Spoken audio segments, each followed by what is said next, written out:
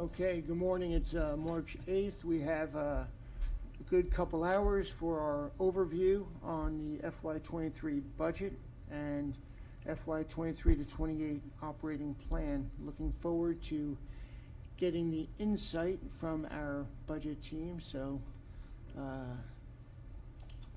we will, without further ado, stand for the Pledge of Allegiance, and let's take a moment of silence again. For me, it's blue and yellow in solidarity with Ukraine. We're at almost 2 million refugees that have left Ukraine at this point, so let's just keep them in our hearts and minds. Pledge allegiance to the flag of the United States of America and to the republic for which it stands, one nation under God, indivisible, with liberty and justice for all.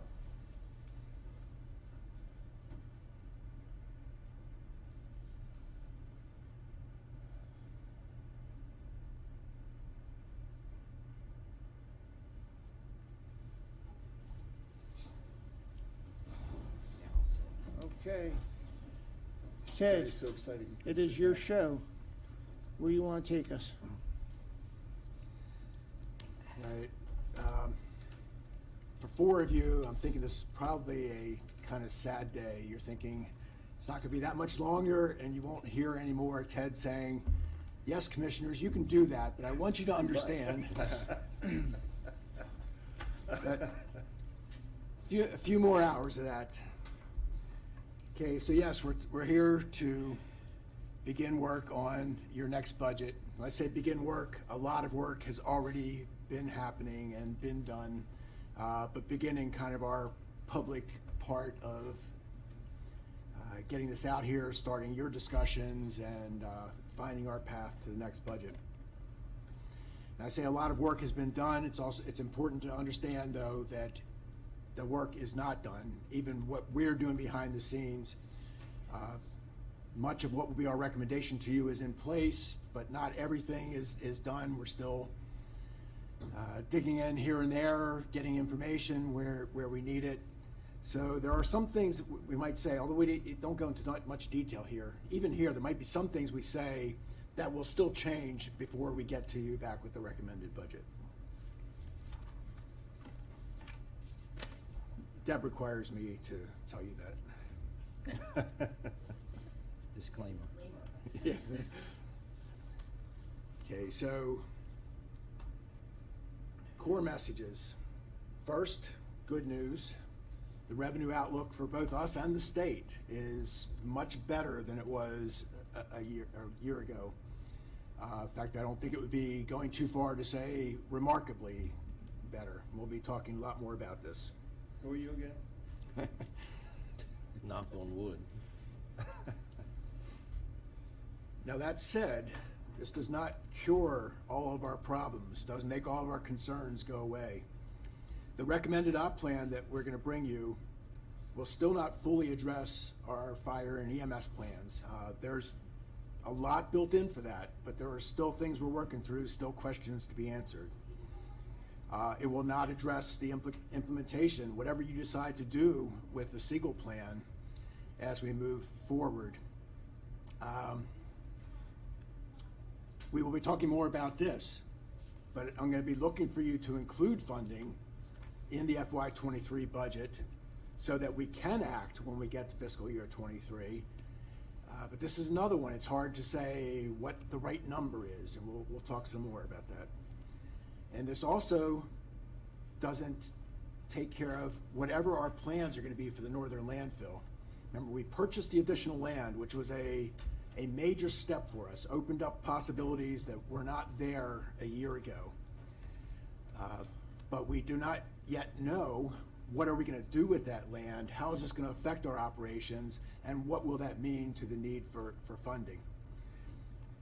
So those three things are all significant and are not fully captured in the numbers that we're going to show you. And even now, even before we talk about those things, we are still overcommitted. Our position is much better than it was, but again, still has not fixed everything. Now, the recommended op plan is built on the existing op plan and on board direction. Now, even now, we don't have a whole lot of time for the recommended budget, but if there are things on your minds that need to be addressed, we can still try to do that. And as always, remind you, when I say we can address, if I can get board direction, we often know better what Commissioner Frazier wants or Commissioner Boucher doesn't want than we do know what the board wants. Goals for today. We're here to set the stage for you on your budget discussions and the decisions that you're going to be making. Not looking for you to make decisions today, but this is a good time for us to talk about things that you're thinking about in connection with the budget. And here I would say this doesn't have to be board ideas, even if individually you're saying, this is something on my mind, have you addressed this? I'd like to hear more about this. This is a good time to be telling us those things. First, talk a little bit about the state budget. As I said earlier, their position is much stronger than it was a year ago. But as always, there is still uncertainty. They have questions to wrestle with, just like we do. Now, for the first time in a long time, their plan is balanced. Then I say sort of, because it depends on how you want to look at this. It's a major improvement no matter how you look at it. And as it's been presented, the plan, they have a 5-year plan, is balanced. But if you build in the implications of the income tax changes that the governor is seeking, the last year of the plan is no longer balanced because they will be losing revenue. And what's been proposed is significant. We're talking about about $1 billion a year of revenue decrease. It's a little scary to me. I know people are looking at this saying we've got a huge surplus.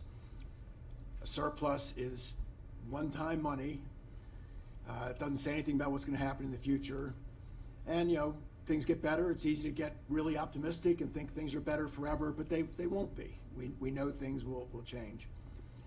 And then it's not just the governor, but the General Assembly is also looking at some revenue changes, decreases in taxes. So we'll be watching this.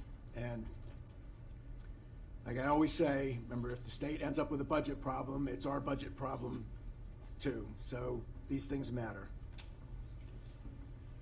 Then we'll know more by the proposed sessions, but we're always stuck in the difficult position that sometimes they are making big decisions right at the end of the General Assembly session, and you're deep into your process by then, and it can cause complications for us. I mentioned the tax reductions. Another legislative thing that's on my mind is what we used to call the Kerwin Commission, the Blueprint for Maryland's Future, I think is what it's called. There was legislation adopted a couple of years ago. There were some significant questions about, okay, exactly how does this work? We hit COVID, things kind of got sidelined. Now there are more discussions again. I don't feel confident that I know yet exactly what this picture is going to look like and what it might mean for us. So state budget, what does it mean here in Carroll County? So aid to local government. This is time for my annual rant about what the state calls aid to local government. And just to remind you that it isn't what it sounds like. 85% of aid to local government goes to the public schools. Another piece goes to the community colleges. Another piece goes to libraries. Another piece goes to health departments. Less than 10% of what is called aid to local government actually goes to counties and to towns. And this can lead to unusual ways of thinking about things. Our one-time Senate President Miller used to be fond of saying in difficult budget times, well, aid to local government is 40% of our budget. If we have to make cuts, then 40% of it ought to come from aid to local government. And what he ignored was they weren't going to cut it from schools. So 85% of that 40% was off the table. which meant there are times when we have taken big hits because of that thinking. And I say without retirement because this number usually gets shown two ways. One is with agencies that have people in the state retirement system. They will add in their contribution to retirement, but that's not money that goes to those organizations. They don't get to use it to provide services. So for our purposes, I think without retirement is the more relevant number. So Carroll County Public Schools, up $10.5 million, 7% increase. Biggest increase they've seen in a long, long time. A lot of this is tied into Blueprint. And part of what we're gonna need, I was gonna say, I didn't mean to cut you off, but, so they're getting $10.5 million more from the state this coming budget. They're getting $6.8 or so million more from us, and they're still looking for another $4 million? yes. That's amazing. I just had to put that out there. It's getting almost $17 million more for next year, and they're still looking for another $4 million. I'll just stop there, but, okay. Well, I'm sure it won't be the last time that that's gonna come up. Thanks for the But- reminder. That's up. So where I was going, the state number is in some part being driven by the Blueprint provisions. Part of what we're gonna have to figure out is how much money is going to things that they just have to do now, how much money is available for them to do something they're not being told to do, to take care of business as usual. The community college up about $2.5 million, 25% increase. Again, they've not seen an increase. I don't know if they've ever seen an increase like this, probably decades ago if it was. This is a result of this being included with an assumption that what's called the CADE formula, legislation that was passed years ago to tie community college funding to the University of Maryland system, that has never been implemented. The General Assembly many times has said, we're going to amend that legislation. We're not making it go away, but it's not going to happen this year. This year, it's in there that it's happening. Library, $68,000, 6%. Health Department, $67,000, 2.3%. MACO has been working hard on Health Department funding from the state. Back in the recession, we talked about that aid to local government and where you cut. Counties and towns took the biggest hit. Second biggest hit was health departments. And I haven't looked at this in recent years, but I wouldn't be shocked to find out that state funding to health departments is still lower than it was before the recession. Even if that's not true, it hasn't grown a whole lot since then. So they're still feeling pressures, I believe.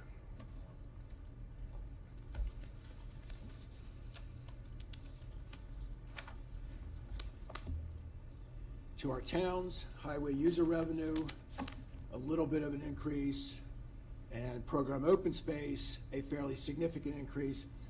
But when you think about program open space, this is another one where you have to take a long-term perspective. Program open space has lost funding many times over years. This is another one where I'm pretty sure that this funding now is lower than it was at an earlier time. And then for money that actually comes to you, highway user revenue, a small increase. Another legislative effort down there that's getting a lot of discussion is returning the old allocation of the total pot, which would increase how much money we're getting. Now, years ago, we hit a point where we were getting almost $12 million. That dropped to $1 million, has gone up to 2 something now. But this would be significant to us. If this happens, I would advocate us thinking very carefully about how we look at that money, though. I would actually suggest one of two things. We don't have to deal with this now. I'm just planting a seed for later discussions. Even if this happens, and even if they say it's ongoing, I would suggest we not consider it ongoing funding that can fix some other ongoing problem, because I would be reluctant to trust that that's going to happen until we've seen this demonstrated. because they've been there now. You know, they did what nobody ever expected when they reduced our funding by 90%. Now that that door's been open, the next time they need to balance a budget, it's not hard to imagine them saying, oh, well, we did this before. They had a little extra money for a while. Let's do this again. So that would lead me to say that we use it to do one of two things. Either to reduce the amount of debt we're taking on in connection with our road programs, or to get more done than we're able to build into our plans right now. But we'll come back to that again later. Police aid, small increase, but there's another little thing in here now. There was some money added, not as part of the basic formula, but kind of a supplement. It's $1.2 million. We don't fully understand this yet. Some of this will go to the towns. We don't know what the split is yet, how much we're going to get of this. And we also don't know if this is coming with any strings. Do you have to use it in certain ways? So we're trying to get those answers. We don't have them yet. Hopefully by the time we get to the recommended budget, we'll know more. Then program open space, a significant increase. Part of this is because of money that the state took away in the past and promised to pay back. This is part of that payback.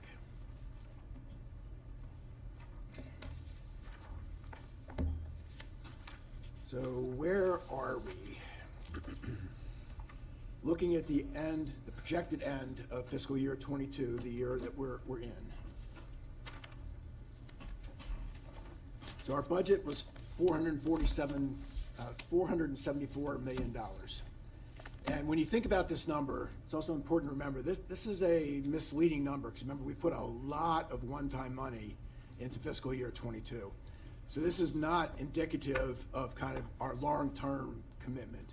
So when we look back over a history of budgets, this one is going to stand out and say, and somebody who wasn't here for that is going to say, what in the world did they do that year? Because it's going to look odd. Our projection for 22 is actually significantly larger than what we budgeted. And we'll be talking in more detail about this just in a few minutes. But we're looking at about $22 million more than budget. And again, more coming, but that is largely driven, almost entirely driven, by income tax and recordation tax.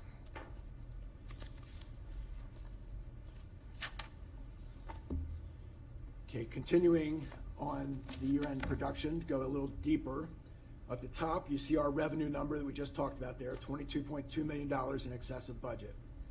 As things stand, we have a little more than $4 million remaining in our reserve for contingency. If nothing odd happens in the rest of the year, that should be there or largely there. Other unexpended, we have an estimate right now of about $5.5 million.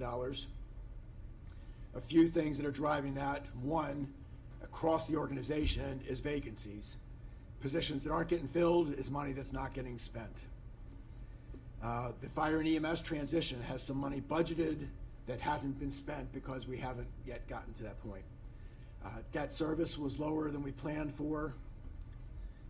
And of course, there's lots of other things going on, but those are the big ones. So that gives us a projected year-end balance of about $32 million.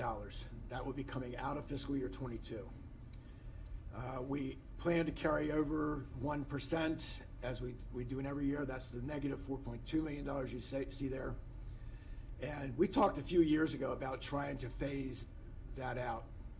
I don't know if I will accomplish it in my work time here, but it's still a goal of mine to get rid of this.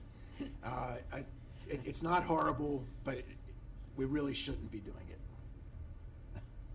So after we put aside that 4.2, that leaves us with 27.7 projected out of fiscal year 22.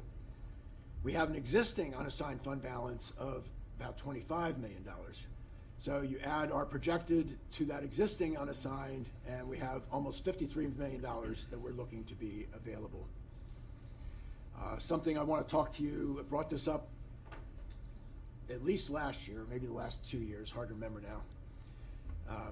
I want to talk to you about us developing a policy and a practice to keep some amount of unassigned fund balance with intent. And just to refresh you on why I would do that, why I would suggest that, it gives us flexibility to deal with problems as they come. And we say, what problems? I've been through some number of recessions now in my time here, and the problem is always the same. Okay, things suddenly got worse. What are we going to do about it? Now, if you have money sitting on the sideline, that gives you the opportunity, the flexibility, the time to not have to simply react by cutting things to balance your budget. You can take time to think through, what do we want to do here? How long of a problem do we think we have? State impacts.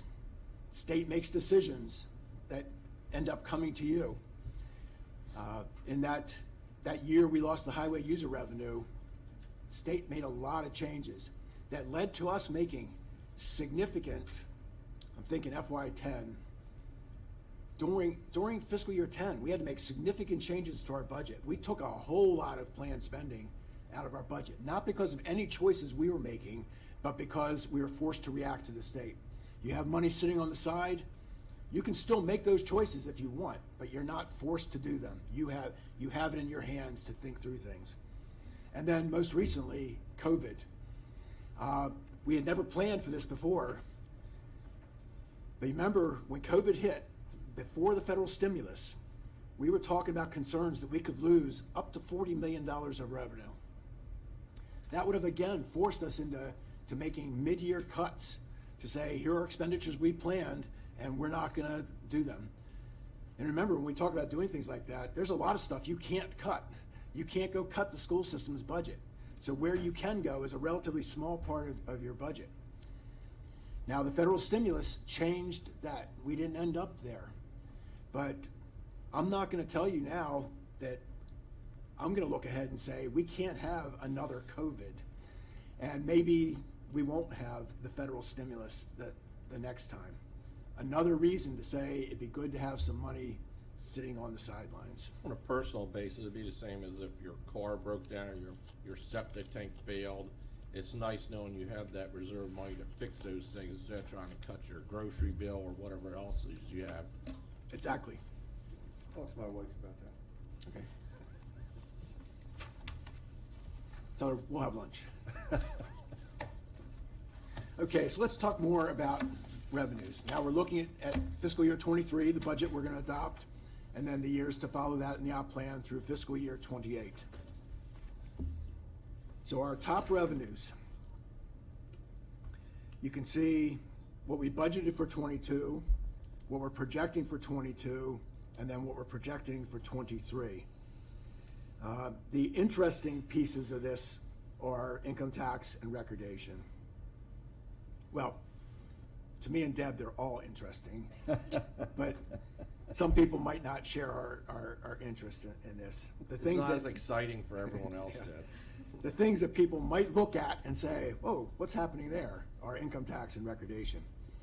Now you see that income tax budget to projected is a big increase. We'll be talking about each of these revenues in a little bit more detail, but this is part of the continuing story we've been through in recent years of what's going on with income tax. And you'll see that when you look at 23, we are not looking at this and saying we can draw a line into the future with $14 million increases. We'll talk more. Recordation, another big change from budget to projected. And this is the continuing crazy hot housing market. And then you look at 23 and you see not only are we not continuing this into the future, but we are actually backing off of that number. And we'll talk about that some more. What you're looking at here is about 95% of your operating budget. So there's a whole lot of other revenues, but they don't move the needle for you. So let's look at some of the revenues, how they've changed from the current adopted plan to what we will be recommending to you. So in 23, when you look at property tax, so we're talking about real property tax, railroad and public utility, and business tax, all added up. The 23 number is about $3 million higher than it is in the current plan. And that grows over time, reaching more than $8 million in 26 and about $7.5 million in 27. So when I say things look a lot better, this is a big piece of looking better. This changes things. If we add in some of the other revenues, so the top row there, total property tax, is the bottom line we just looked at. Then we add income tax. Big change. We have gotten to the point now, after struggling for several years, to say what's going on with income tax. And just to remind you, it wasn't just us who had doubts. This was all across the state. We all had the same concerns. What is going on here, and how much of this is real? We've gotten to the point now where we're saying, we acknowledge now the base has increased. We'll talk about this more when we get to further discussion of income tax. This doesn't change our growth expectations, but we're lifting the line. And recordation for 23, this is still going to be 23 and 24, still more than built into your plan, but not after that. And that's, again, because we're not expecting that this house market can stay the way it is, that recordation can continue at the same pace that we're seeing. And then a bunch of other revenues are a less than $1 million decrease. But in total, you see we're adding to the bottom line from where we are in your current plan between $15 and $19 million. Not only didn't we suggest this last year, I don't know how we could have. There are things that would have been difficult to have anticipated, but we're saying, here we are, this is the picture we've got. So let's talk about property tax some more now. Remember, this is our largest revenue, somewhere around 60% of your operating budget. And actually need to look at those percentages, because the big jump in income tax was big enough to change the proportions this year, so I'm not even sure exactly where we are. So this is a graph you've seen many times. Reassessment history. Each of those bars is the reassessment of one group in Carroll County. The blue line is your property tax revenue line. Yeah, you can see the last big boom.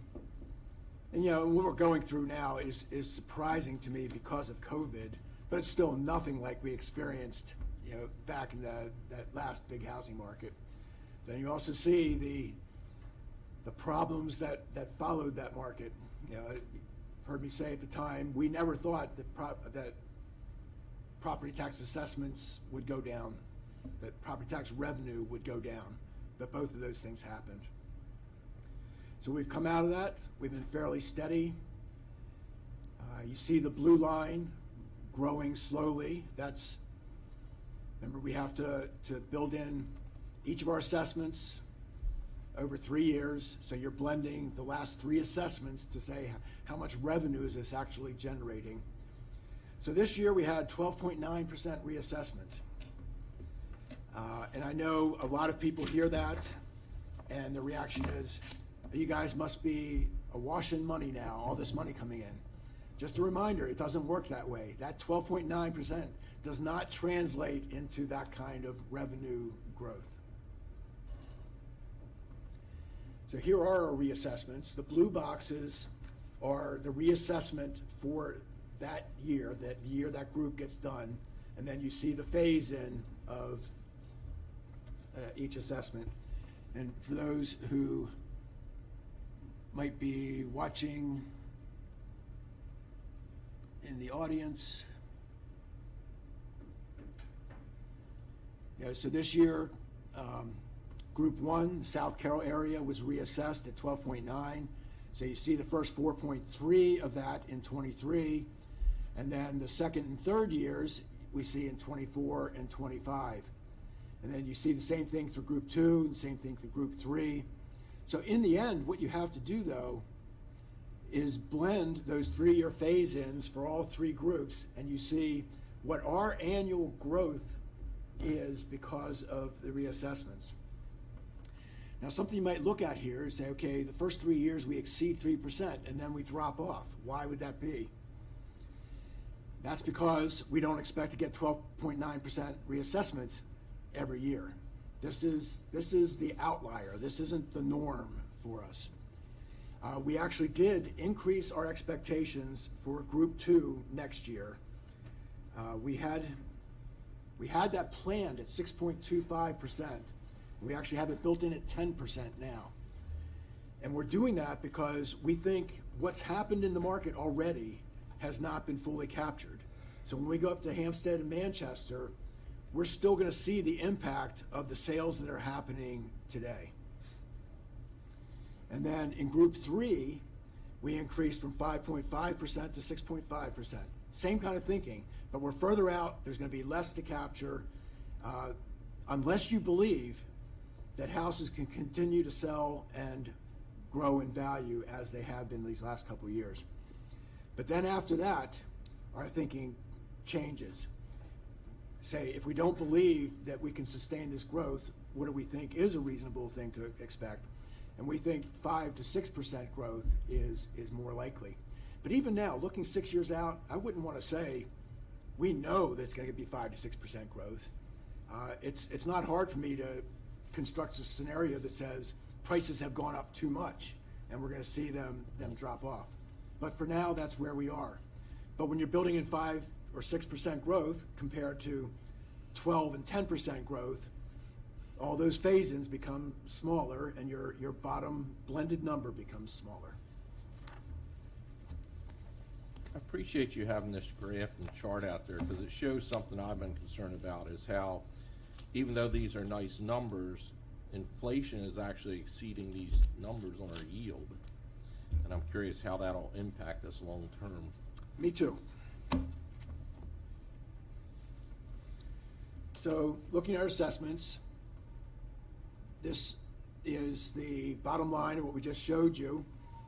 But the reassessment is not the whole story in real property tax because we know we're adding property. We have new properties that were not part of our base. When we add those in, lost my pointer. The reassessment plus the impact of new growth, you see how much total change we're expecting in property tax as we look to the future. So the next 2 years, almost 4%. That's the strongest we've seen in more than a decade.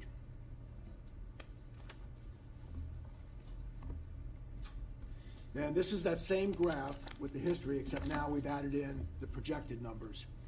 So you see here, this is the 12.9% we were just talking about that we got this year.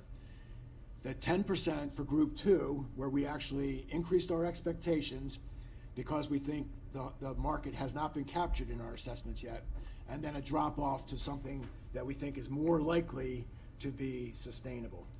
And remember, when we do these 6-year projections, we're not doing this and then finding out what happens 6 years from now. Next year we'll have more information, we will reevaluate all these years and react accordingly. So total property tax, this is real property, railroad and public utility, and business.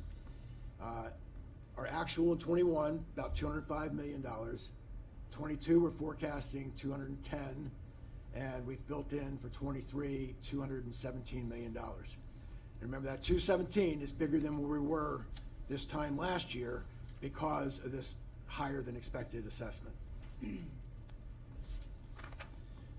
Now, if we look at the old plan, our existing plan, compared to what we're going to be bringing you in a recommendation, and then on the bottom you see the change.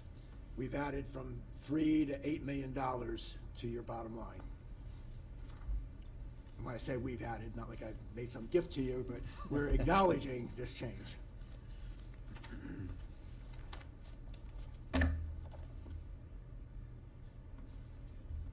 And I don't want to spend a lot of time here, but just a reminder that there are a handful of pieces to real property, more than people think about sometimes. We talked about the base and being reassessed. Then you have new construction. Then we have the homestead tax credit. In Maryland, no matter how much your assessment goes up, your tax bill can't go up more than the county's homestead tax credit rate, which has to be set in 1% increments between 0 and 10. We're at 5%.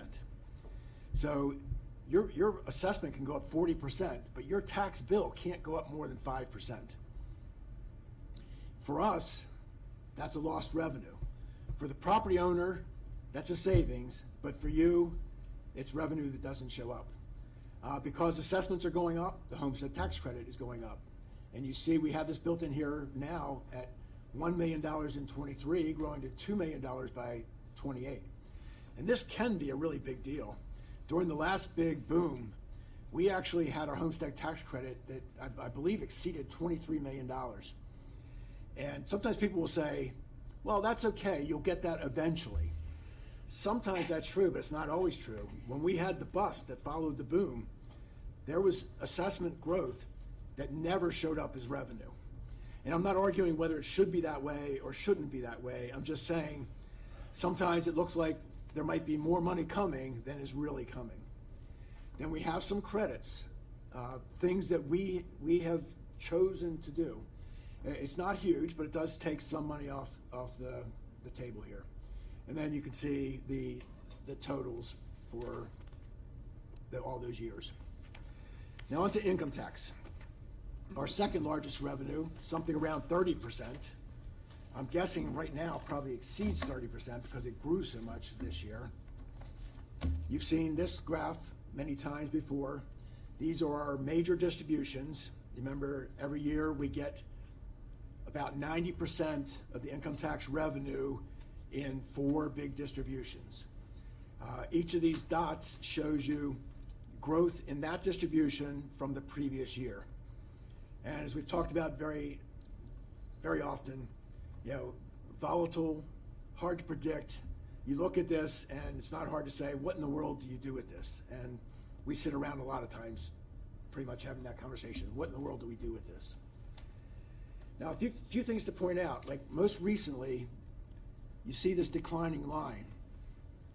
This is a decline in how much distributions grew from the previous distribution. So all those distributions grew. It's just about how fast they grew. So the highest one there, we had a distribution that was 22% bigger than the one in the previous year. And you drop down, but that last data point is still 9% growth over the same distribution in the previous year. What to do with this is always the big question. People can try and draw a line through this, but the answer you get depends on where you try and draw the line. And the future, as always, in income tax is just very difficult to project. So our budget in '21 was about $155 million. We got an actual of $179 million. That was almost entirely, that growth, about reconciling distributions, money attached to previous tax years.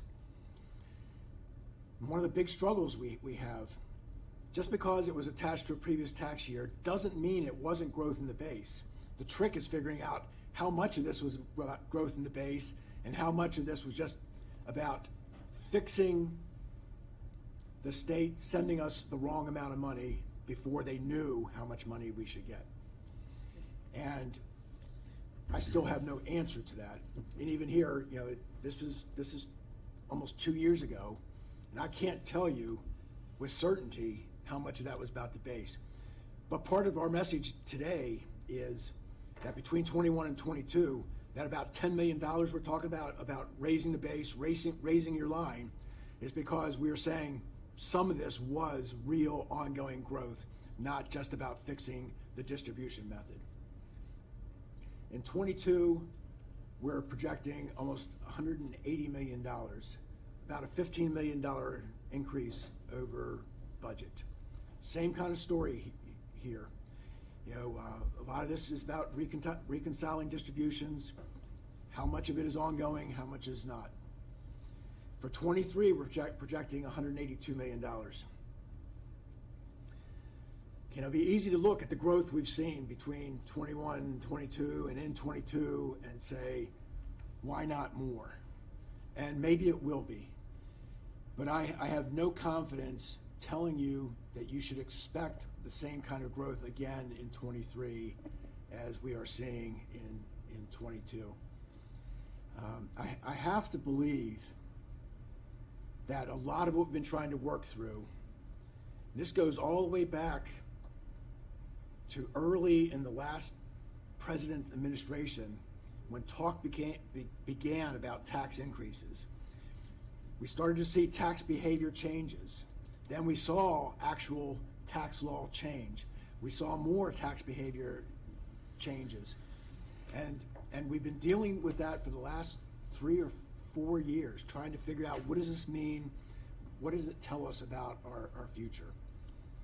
But I'm thinking that we're starting to get beyond that, back to something that feels more like the normal problems of trying to figure out what income tax is going to look like. We think that we can expect, not in any one year, it's so hard to know about income tax in any one year. When we look at multiple years, we think we can expect about 4.5% growth.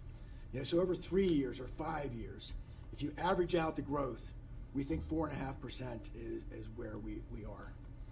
Now, if you go back some years, our number used to be 6%. We don't believe that that is a viable number anymore. And to fully answer is something beyond what I can do. But some of the things we look at are how our population used to be growing. You know, we're growing maybe 1% now. We used to grow so much faster. People coming in and living here, their incomes are part of our picture now. Population growth meant growth in income tax. It's more complicated than that, but that's a big factor for me. Another is our growing senior population. You never know about any one senior or retired couple, but generally speaking, they are going to have lower incomes than they did during their peak work years. I think that's another part of the picture.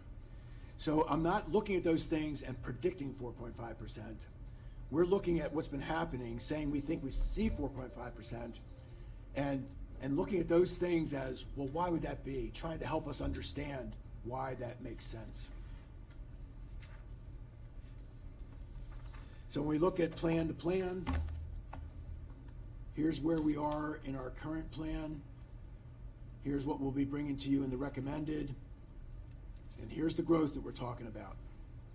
This is major change. You know, between this and property tax, it's been a long, long time since we've seen anything remotely like this.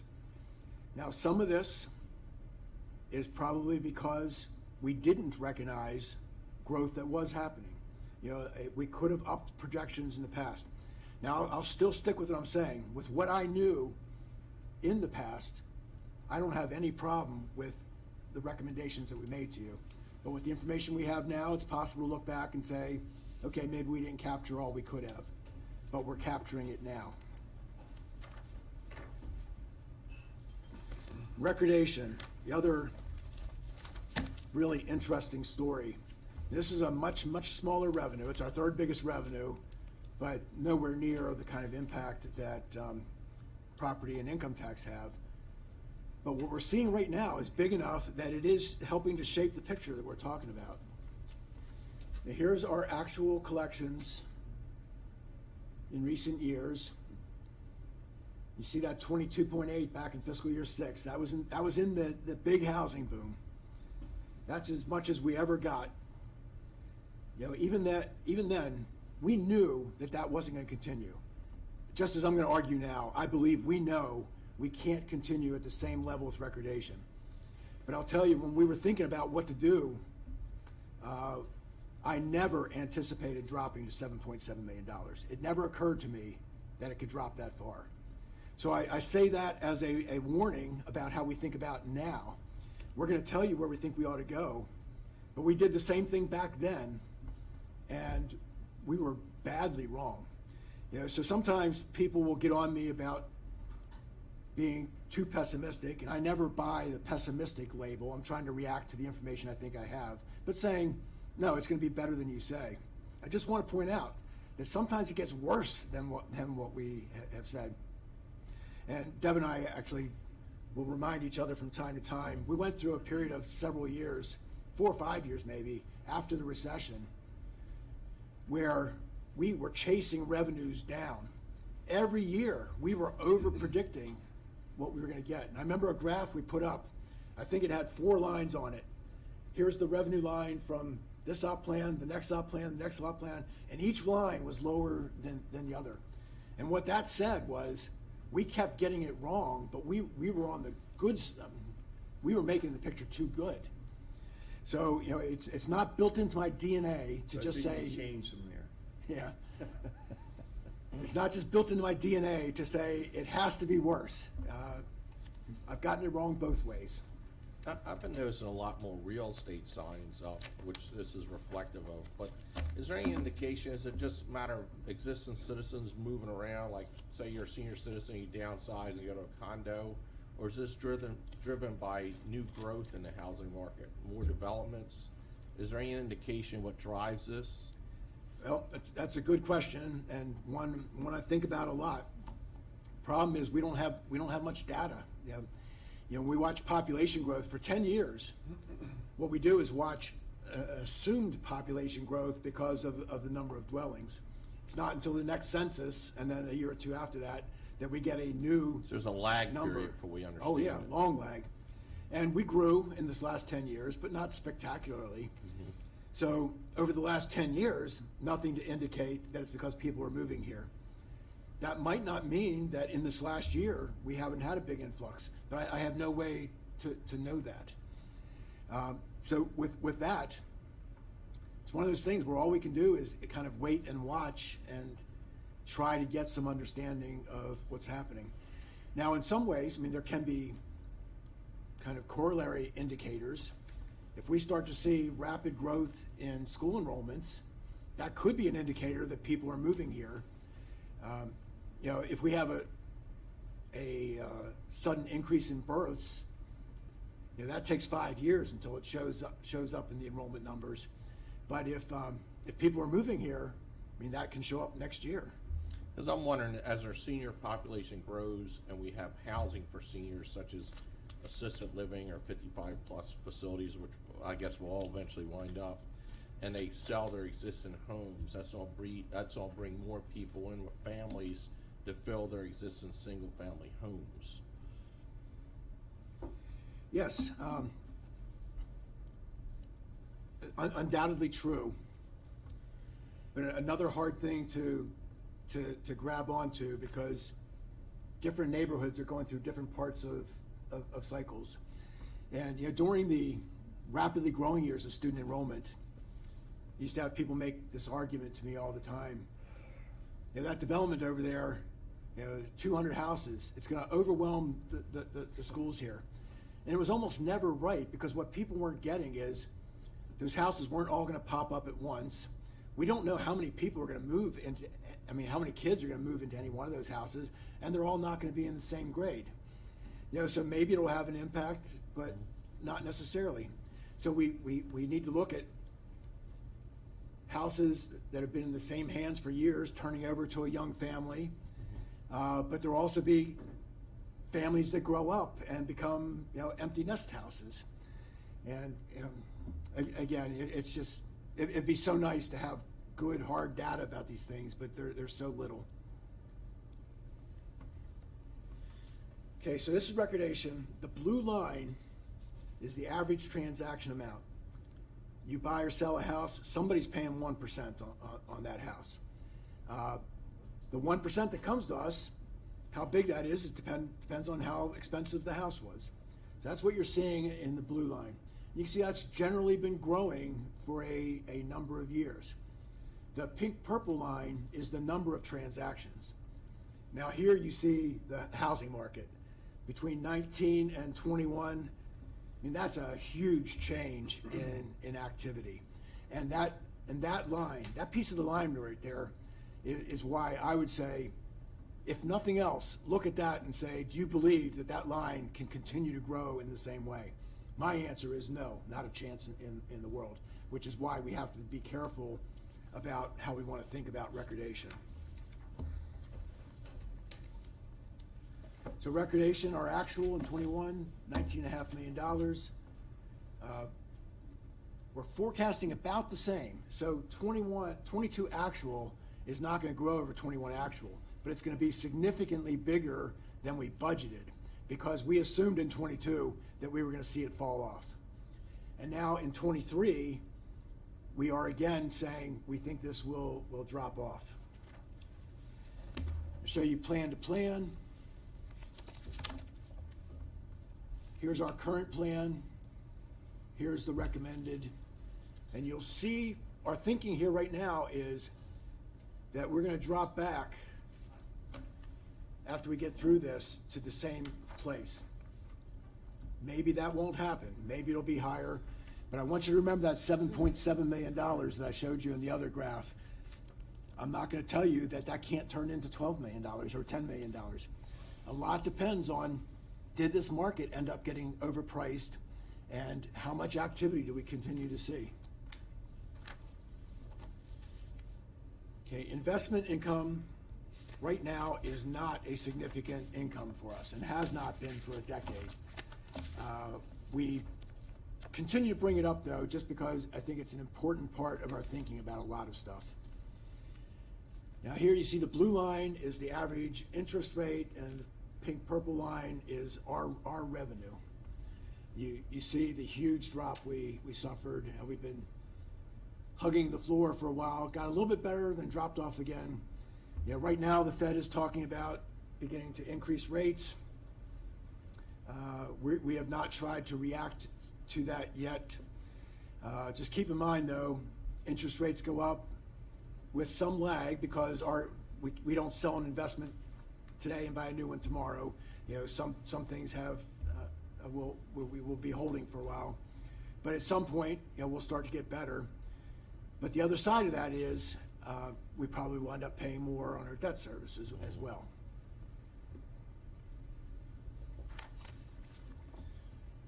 So really, this says nothing happening here. And same thing when you go plan to plan. Building permits, also not a significant revenue for us, but something that is good for keeping a pulse on what is going on. Residential permits issued. Now, one thing of interest here, 21, this is the biggest year we've had in a very long time. Now, for context though, go back to 2000, we were issuing 1,200, 1,400, 1,500 permits a year. We're nowhere near that.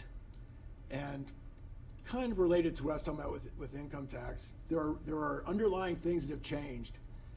I don't believe we will ever see 1,400 permits again in a year. We're not seeing the population growth. Environmental restrictions on growth in large part of the counties make it much harder to build. Water concerns have made it harder to build.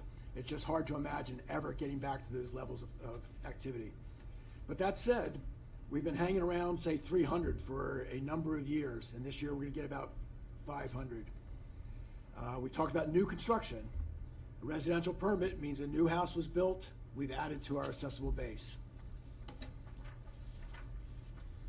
Commercial industrial permits. This is not as useful a graph because unlike houses, which tend to be in a relatively narrow range of value, commercial industrial projects can be all over the place.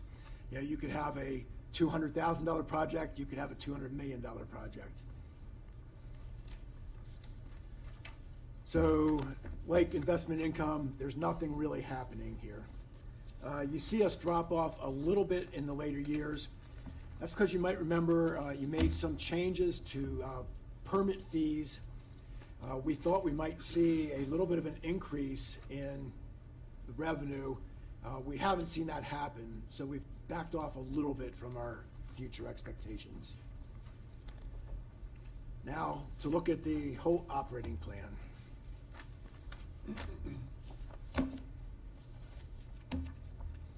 I want to talk about some of the assumptions that go into the plan. We've talked about a lot of places where we don't have all the information we want. Same thing is true on the expenditure side as revenue. We don't know everything that's going to happen. There are some things we know, and then after that, we try to build in what we believe are reasonable assumptions for the future. If we know this spending is going to happen in '23, what do we think that means for the next 5 years? A big one, schools is almost half of your budget. We have 3.13% growth from 23 to 25. That's a choice you made in a previous budget and plan. And then at 26 and 27 and 28, we have them in at 3%. Now, one thing to keep in mind here, if our entire budget, remember back to that property tax, remember our biggest revenue, and over the long term, the 6 years, growing less than 3%. This is overly simple, but our biggest revenue is growing less than 3%. Our biggest expenditure, if you want to argue for that to grow more than 3%, it quickly becomes difficult to figure out where's that money going to come from without reducing spending somewhere else. Now, that is not an argument for what level of funding the school system might have, should have. Just saying, you look at the numbers, and it's hard to get there even if you want to.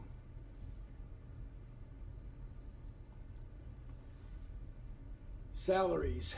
Right now, we have 5.55% built in through 25. Remember, that was being driven by meeting minimum wage law. Then that drops to 5% after that. Sheriff is growing at 4%. Now, somebody might look at this and say, well, wait a second, why is the sheriff growing less than the rest of it? And for me, the easy answer is you put a 14% increase to sheriff pay. So this is 4% annual growth on top of a 1 year growth of 14%. Thanks for clarifying that. A general assumption of 3% a year. What this means is somewhere where we're not making a specific assumption, and what I'm trying to share with you is we make a lot of specific assumptions, we put 3% a year in. Now, that 3%, wherever we put it in, doesn't mean that it's going to happen. It means it's there for planning purposes. When we get to the budget year, everything gets evaluated. And in the past, I think what you've seen, lots of places where there were assumptions of 3% growth actually was not that high. Sometimes more, but more often less than the planned growth. Detention center, 4% growth. There are some specific things that happen there that are just different. The cost of medical care there is often a driver for us.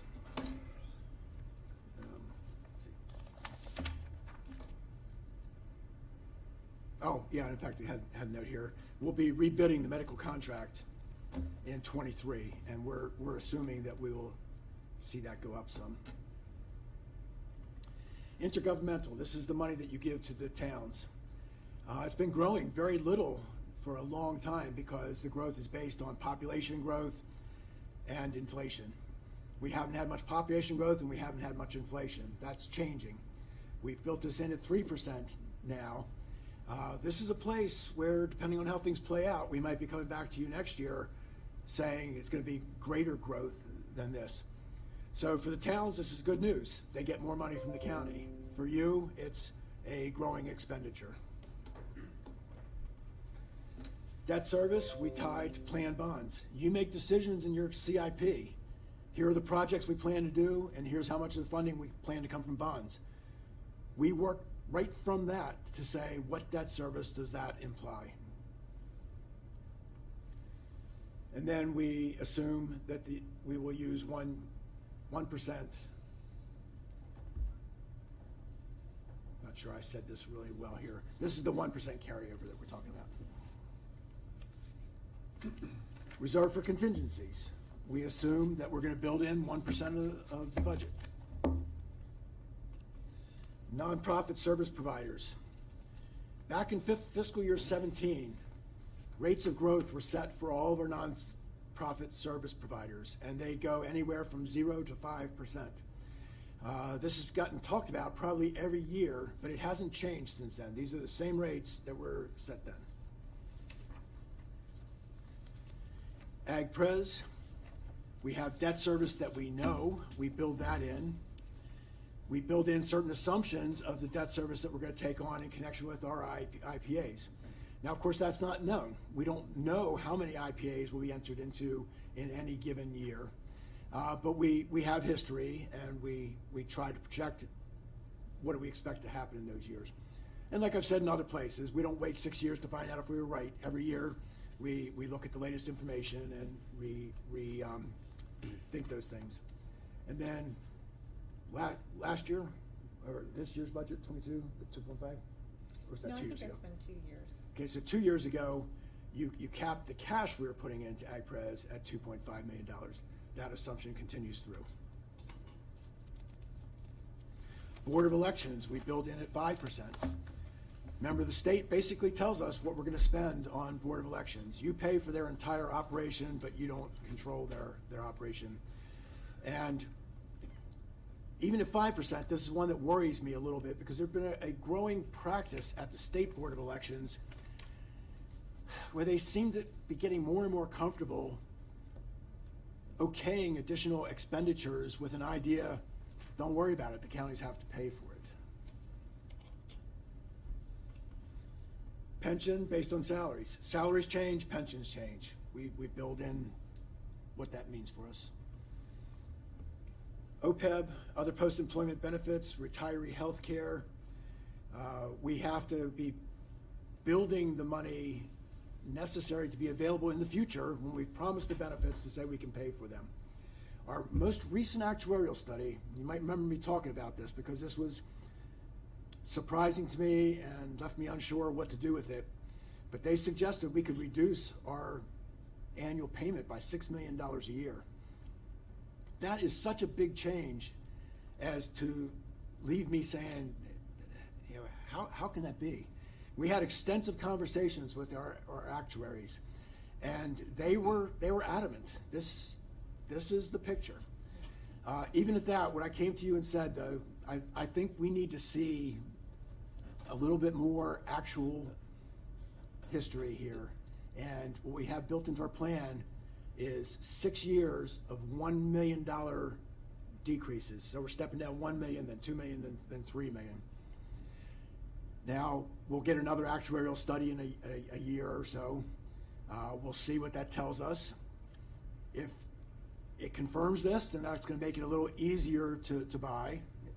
Did they explain why? What's the cause or a combination of things? Yes, but not in any way that I feel like I could adequately try to share with you. But part of what I'm saying is, while they explained, I never got to a point where I said, oh, okay, I get it. That makes sense. So I remain very skeptical. I'm hopeful, but skeptical.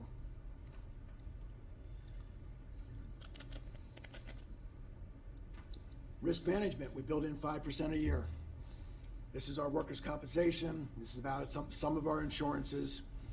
This is just recognizing that certain expenditures don't grow the same as expenditures in general. And this is not a problem for this budget this year, but we are taking on a huge change in workers' compensation with fire and EMS. You know, you have something less than 700 employees. We're talking about adding something like 200 employees. 200 employees that are inherently risky and come with what? They do risky things. That's better. They find themselves in dangerous situations. And another nuance of this, there's a lot of law that says if you are a firefighter and this medical problem occurs, we assume it was because of your job. Doesn't say it was because of your job, it's just the starting point, it's assumed. That has big implications for what we pay for workers' compensation. Now remember, we're self-insured for workers' compensation, but our intent in the short term is to buy an insurance policy for this part of our risk while we get a little bit better handle on what is this gonna look like.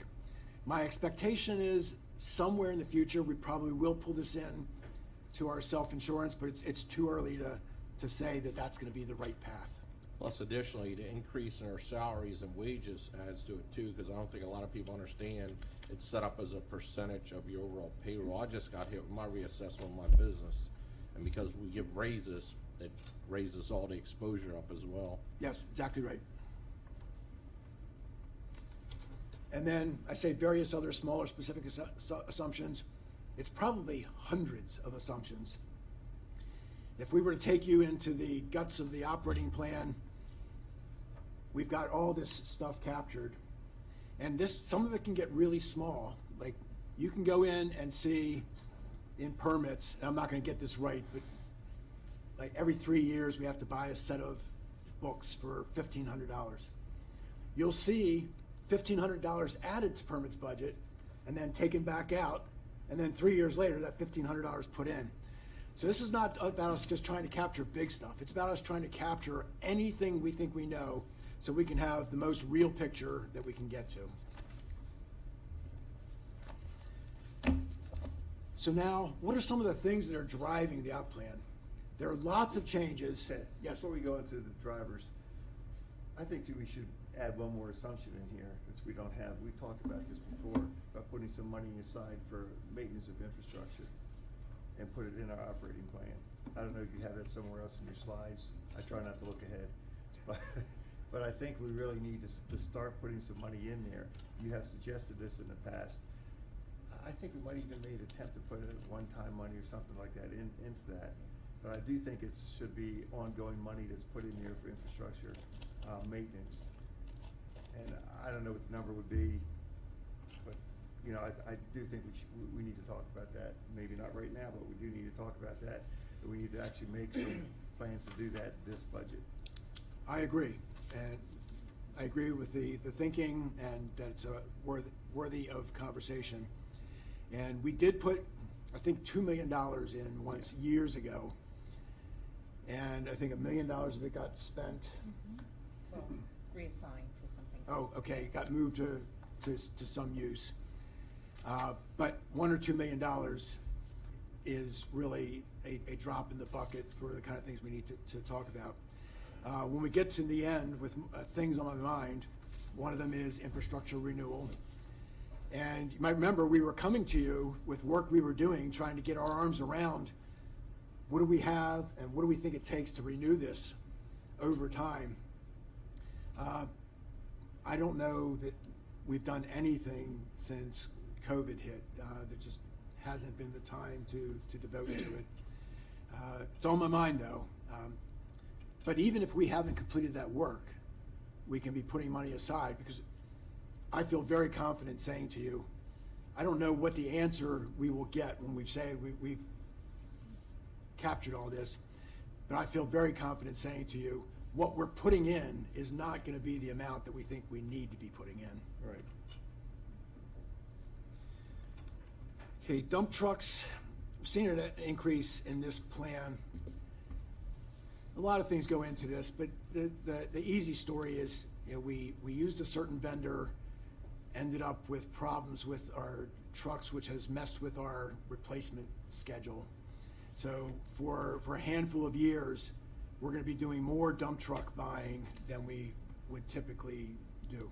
But that is a bubble we'll get through, so it's not a change forever, but just something we're gonna have to need to deal with.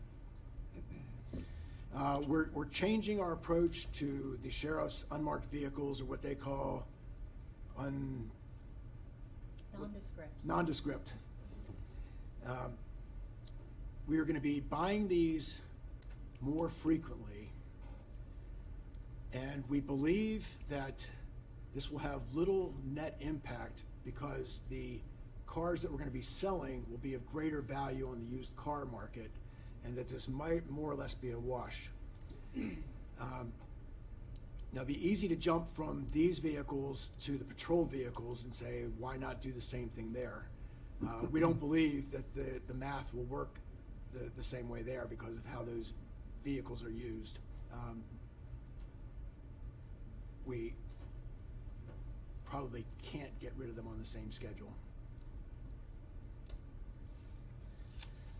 Town-county agreements, I mentioned to you a little bit earlier. New software, maintenance costs, this is just grows and grows and grows. And it's taken a growing spot in my mind. You know, I've talked to you before about this. You know, it's not like we've got some plan for we want to increase spending for these things. It's just part of how things work now. The things we need to have, sometimes the choices we need to make. But almost everything we do is a new ongoing cost. And then funding for additional early voting hours. I think there are still questions here about what this is gonna look like. Is that true, Deb? Yes, I mean, although we do know it's 2 hours per day. Yeah, but there were, I think that because of the voting lines, there were also questions about how many precincts we're Yes, gonna need. that is still up in the air. So we'll have a number in there, but we won't know the answer for a while yet. Some things that are decreasing from the operating plan. So these are things that are helping you out. Debt service. Now, in the plan, there's savings. Just want to caution, though, that this is primarily about timing. We didn't spend the money as quickly as we planned. We didn't sell the bonds as quickly as we planned. The debt service didn't come quickly as planned. The only way this becomes ongoing savings is if we actually decide not to use bonds that we had planned. So if you had a project with $10 million of bonds on it, you said cancel the project, that's an ongoing change. But if the debt service moved from 26 to 28, that helps us in the short term, but doesn't change the big picture. Our medical costs continues to be a good story. We're saving here, and over a number of years, we've reduced our growth assumptions, both because of experience and because, you know, when I talk about having the unassigned and having some money on the sideline for flexibility, we're in a very good position with how we handle our medical costs. So if we had a sudden unexpected spike, I have no worries that we would be able to handle that, or that we'd have to look to some other place to cut spending. I want to commend staff on that move with the self-insurance on the health care. That was a very, very wise move. I don't know exactly which board initiated that, but that was a tremendous advancement. I think a lot of corporations have done it, and I commend this county for doing that. Yeah, that's been a while. I'm not sure when we started it either. LoSAP, Length of Service Awards Program.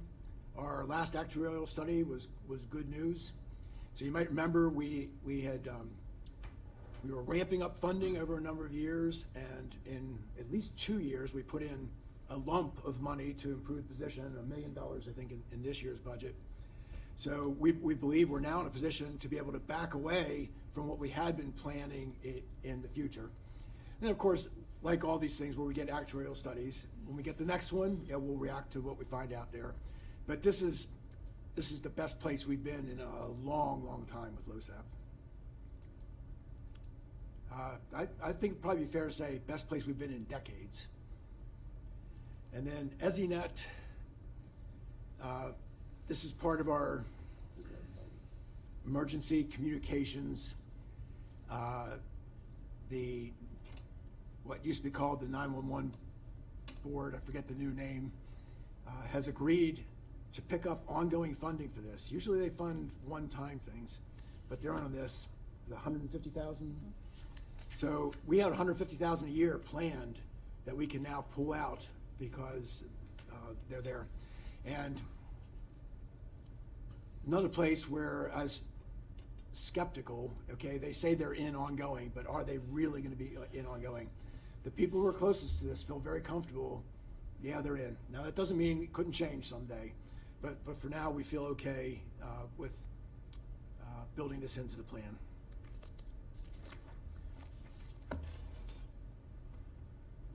So this captures some of the these we talked about. These are some of the bigger things. You know, the red numbers are helping your bottom line, black numbers are hurting your bottom line. Public Works, you see a noticeable increase. Part of that was that dump trucks I was talking about. Part of it was about the sheriff's vehicles I was just talking about. And part of it is the operating impacts of Charles Carroll and the Penmar buildings.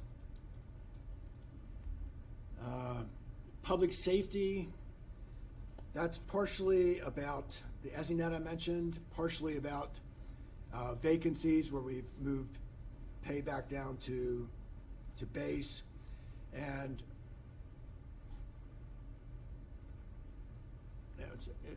And then utilities, we have 3 treatment plants that serve schools. These are not really part of the utility system in the sense that they're part of the rate-paying system. Utilities handle these things, but we pay for this stuff out of the general fund. We have a series of improvements that need to happen that will hit for a couple of years here, but then go away again for some number of years. What locations are, is that Winfield, Bark Hill, and Winfield, Pleasant Valley? no. You don't have one? Not- Runnymede? Yeah, Runnymede, South Francis Carroll. Scott Key, and then Winfield, South Okay. Carroll. Thank Winfield, you. South Carroll is one Together. thing.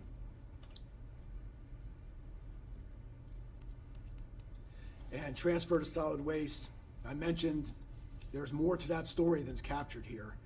But where we are right now, these are numbers we've added to the bottom line, at least in part in reaction, mostly in reaction to the decision you made the other day about how much we're gonna landfill and how much we're gonna transfer. Some more changes. It's been determined for accounting purposes that tourism should be in a special revenue fund. Remember, we pay the cost of tourism with the hotel tax. So that takes it out of the general fund, but countywide, this is no savings. It's just a shifting of where we account for it. Reserve for contingencies just grows with the budget. Transfer to capital, this will tend to be bigger in earlier years when we have decided things we're gonna do.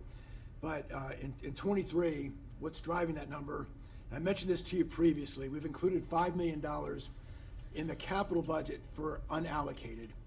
We did that saying, in the current environment, it's quite possible that projects are gonna end up coming in with bids larger than what we budgeted. This will give you a place where you have money appropriated to be able to go and keep those projects alive if you choose to do it.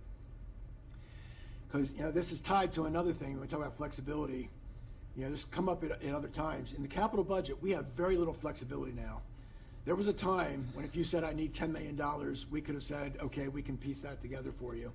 If you told me you needed $10 million in your capital budget right now, I don't believe we would have any way to do that other than to say, you'll need to cancel something else. Buy a lottery ticket. Yeah. There's about $3 million in here in connection with the cost of Charles Carroll. There's $3 million in connection with the cost of the sheriff's headquarters. This was to match the $3 million that the state is putting in. We had to show that in 23. We were already planning it in a future year, but not in 23. And then a little over $1 million in connection with the microwave network. You've heard about this before, that there was a piece of how that works that Motorola didn't understand how it was working, and we found out we were no longer going to be supported, which led to the need for some expenditures. So overall, you'll see that adds $14.5 million to the 23 budget relative to where we were in the operating plan, and then decreases of varying amounts in all the other years. So the net of all these things was another piece of helping out your plan. So some things I think we're gonna need to talk about. Now, I don't think we need to talk about it. Things we're gonna need to talk about. Fire and EMS. This is another very complicated situation. We're trying to figure out future planning at the same time as we're trying to figure out what this is gonna look like and how much we're gonna be spending. We don't have all the answers that we need. This slide is showing right now, with what we think we know, how much we're gonna be spending on fire and EMS. So this is the combination of what will continue to go to Visa, will continue to go to companies, the administration that's in place or forming, and then the funding for fire and EMS. Definitely not telling you these are the numbers. I'm just saying these are the numbers we have right now. And there are still choices that we can make, might make, that could have significant impact on what numbers do we end up with. General fund transfer to solid waste enterprise fund. Your favorite topic. You saw this show up on a previous slide, but here are the increased amounts we have going into solid waste for what we know today. Remember, our situation is still, we are going to have a growing general fund transfer to solid waste as things stand. Now, that could change at some point when we figure out what we're going to do, but we're too far away from any solution to try and anticipate what that might mean. And there's no guarantee at this point what that's going to mean. Now, a possibility is we decide to site a new landfill, we get a permit for a new landfill, and we start using it and stop transferring. If we do that, that's a major change to our expenditures and changes everything. But we've got a long way to go before we can say that that's going to happen. Is that like 5 or 7 years out? What's the best case scenario are we looking at? I think you'd be better off talking with Public Works about that, but I think that's sounds like a reasonable estimate to me. Thank you. And it sounds like a long time. But first thing we have to do is the master plan that they've talked about. Figure out how we want to make use of this land.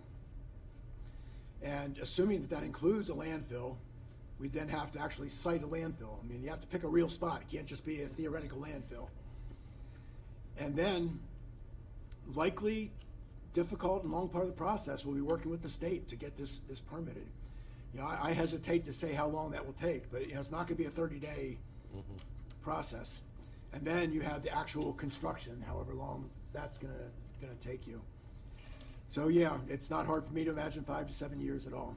Well, thank goodness we're involved in it now, instead of starting it later. Okay, you heard the first part of the Siegel study. We're actually going to be coming back to you again on Thursday to kind of start talking about what now. And then we have the second part of the Siegel study will be coming to you at the end of June. Now, we've talked a lot about this already. The board has recognized that we have problems with recruitment and retention, and that those problems are carrying over into our ability to provide services. And you've all said in one way or another, we need to do something about this. Right now, there's nothing built into this plan for doing something about this. That's going to be a topic we're going to have to take up. And I said to you earlier, I believe we need to set aside money, and this is not going to be a couple $100,000. We're talking about millions of dollars. How many millions are we willing to do? And this is further complicated by we don't know what choices we're going to make.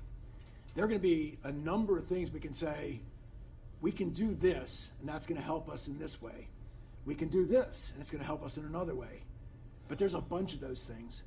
And I have no expectation that the board is going to say, okay, yeah, let's do all those things. It'd be too far to reach. There's not going to be enough money. But where do we land will determine exactly how much is this going to take. So we have a lot of talking and figuring out to do on this. Will we have more clarity on these subject matters by the time we finalize our budget to incorporate it in, or will it go past that? Not much. We will continue working with Siegel as they do their class and compensation work, but they're not going to finish until the end of June. So we might know some things that help us shape our thinking a little bit. But I don't want to give you any encouragement to think that we're gonna know what we need to know to say how are we going to implement. And no getting around. This is really awkward. We're talking about setting aside a significant amount of money without knowing what we're gonna do. I know it's a hard thing to ask, and it's going to be a hard thing for you to wrestle with. But I think the thing to hang on here is, if you are committed to the idea that you want to act, the only way that can happen is if you put some money in place for you to do it. Now, if it turns out that we appropriate more money than you choose to use, that's okay. That just becomes unassigned fund balance and, is available for other choices in the future. That doesn't lead to any other spending that wouldn't have happened otherwise. I'm more concerned about if we undershoot how much you're going to want to have available, because then acting becomes more difficult, and we would have the reserve for contingencies. You could go there, and maybe that'll be okay. How much we need and what else is happening in fiscal year 23, we don't know though. And and part of this, it's likely we're not going to make this all, whatever we're going to do, we're not going to make it all happen in 1 year. But one thing I don't want to creep into your thinking is that somehow, if we phase this in, that financially that makes it easier. Because we're planning for 6 years. If we're going to phase it in over 3 years, full implementation is part of that plan, whether you get it done in 1 year or 3 years. So we need to keep our focus on, in total, how much are we planning to spend to tackle this concern?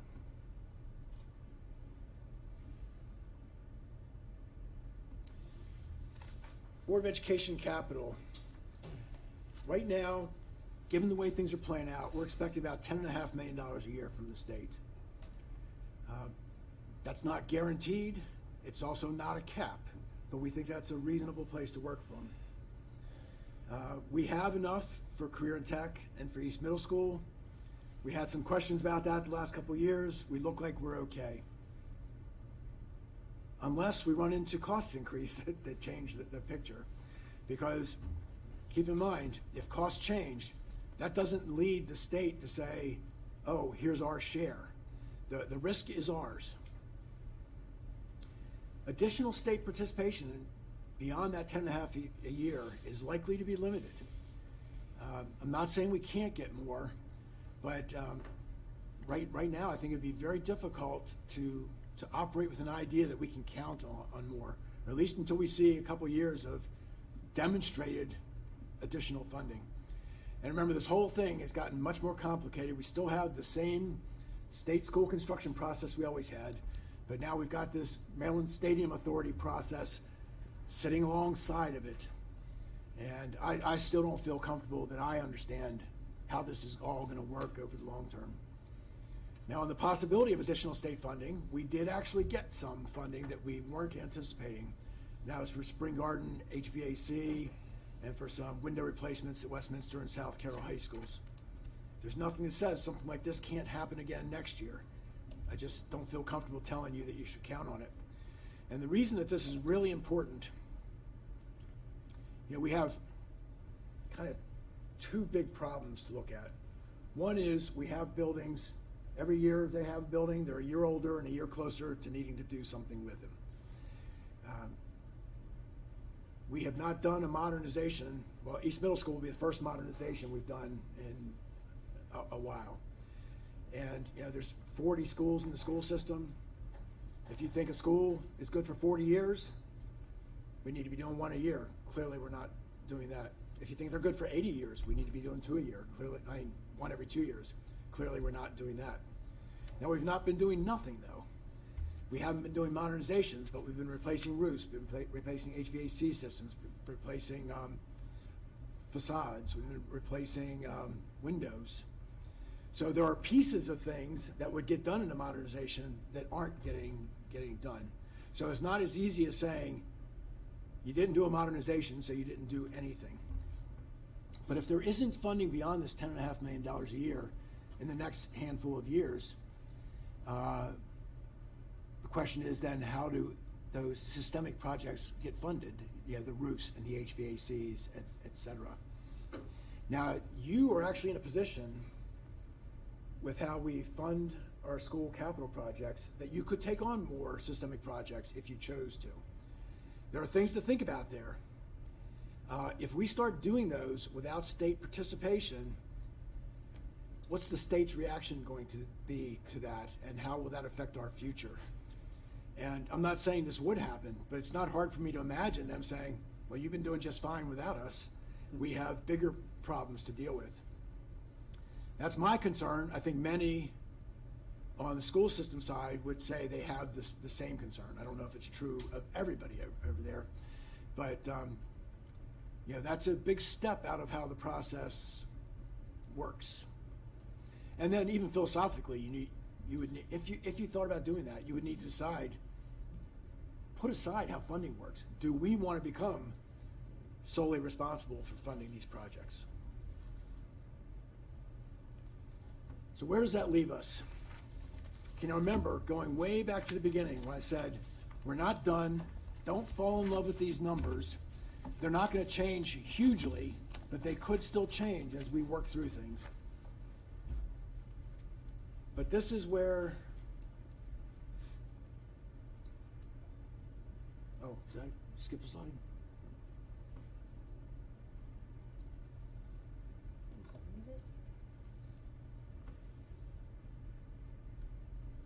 Oh, okay, I'm sorry, I just confused myself for a minute here.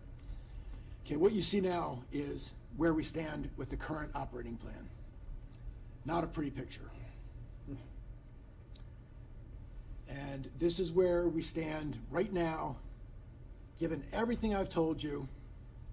And remember, though, that I told you there's at least 3 big things that aren't built into this picture. So when I say don't fall in love with these numbers, it's not just that some stuff might change. It's we have some decisions we're going to need to make that will change this picture. But there's no getting around. This is so much better than what we were talking about a year ago this time. I had no hopes, no expectations that this is where we would be now. So we still have problems. We still have concerns. We have things to work through, but we've got a much better starting point than we had. We need to be very careful, even putting aside that fire EMS, Siegel, and landfill, those 3 big things. Just looking at this, I want you to look at the bottom line and see what's happening there. We have positives in every year except for the last, but in each year, it's getting smaller and smaller. That's telling you that we still have a problem built into this, that we are overcommitted.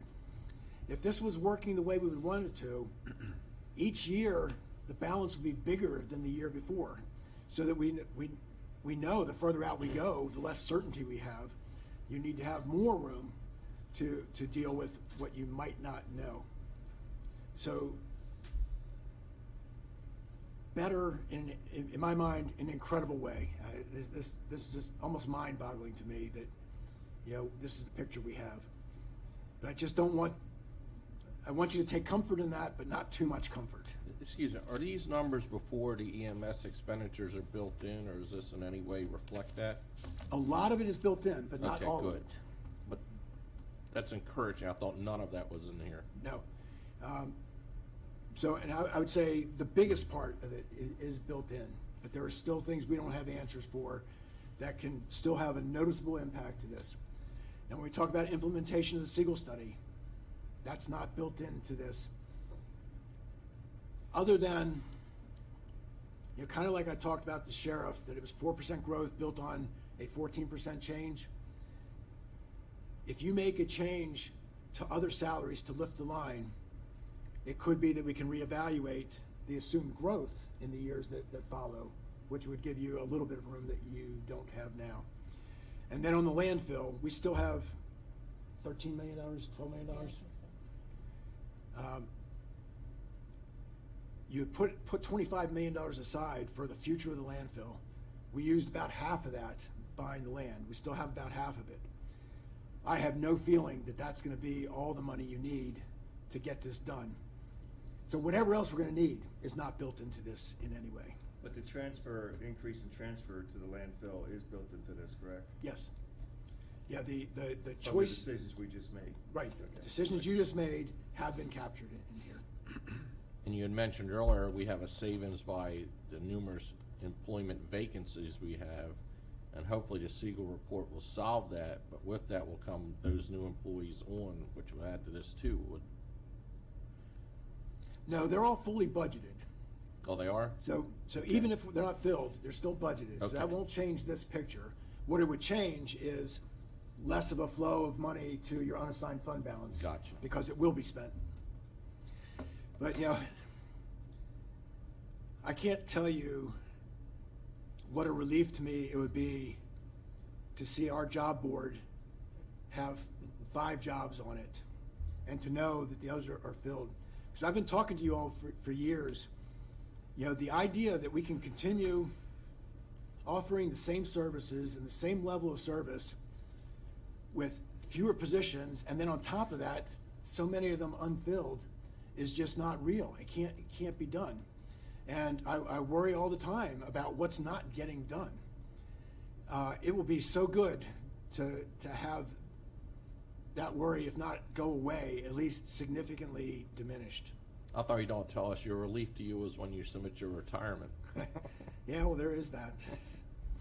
So speaking of worrying,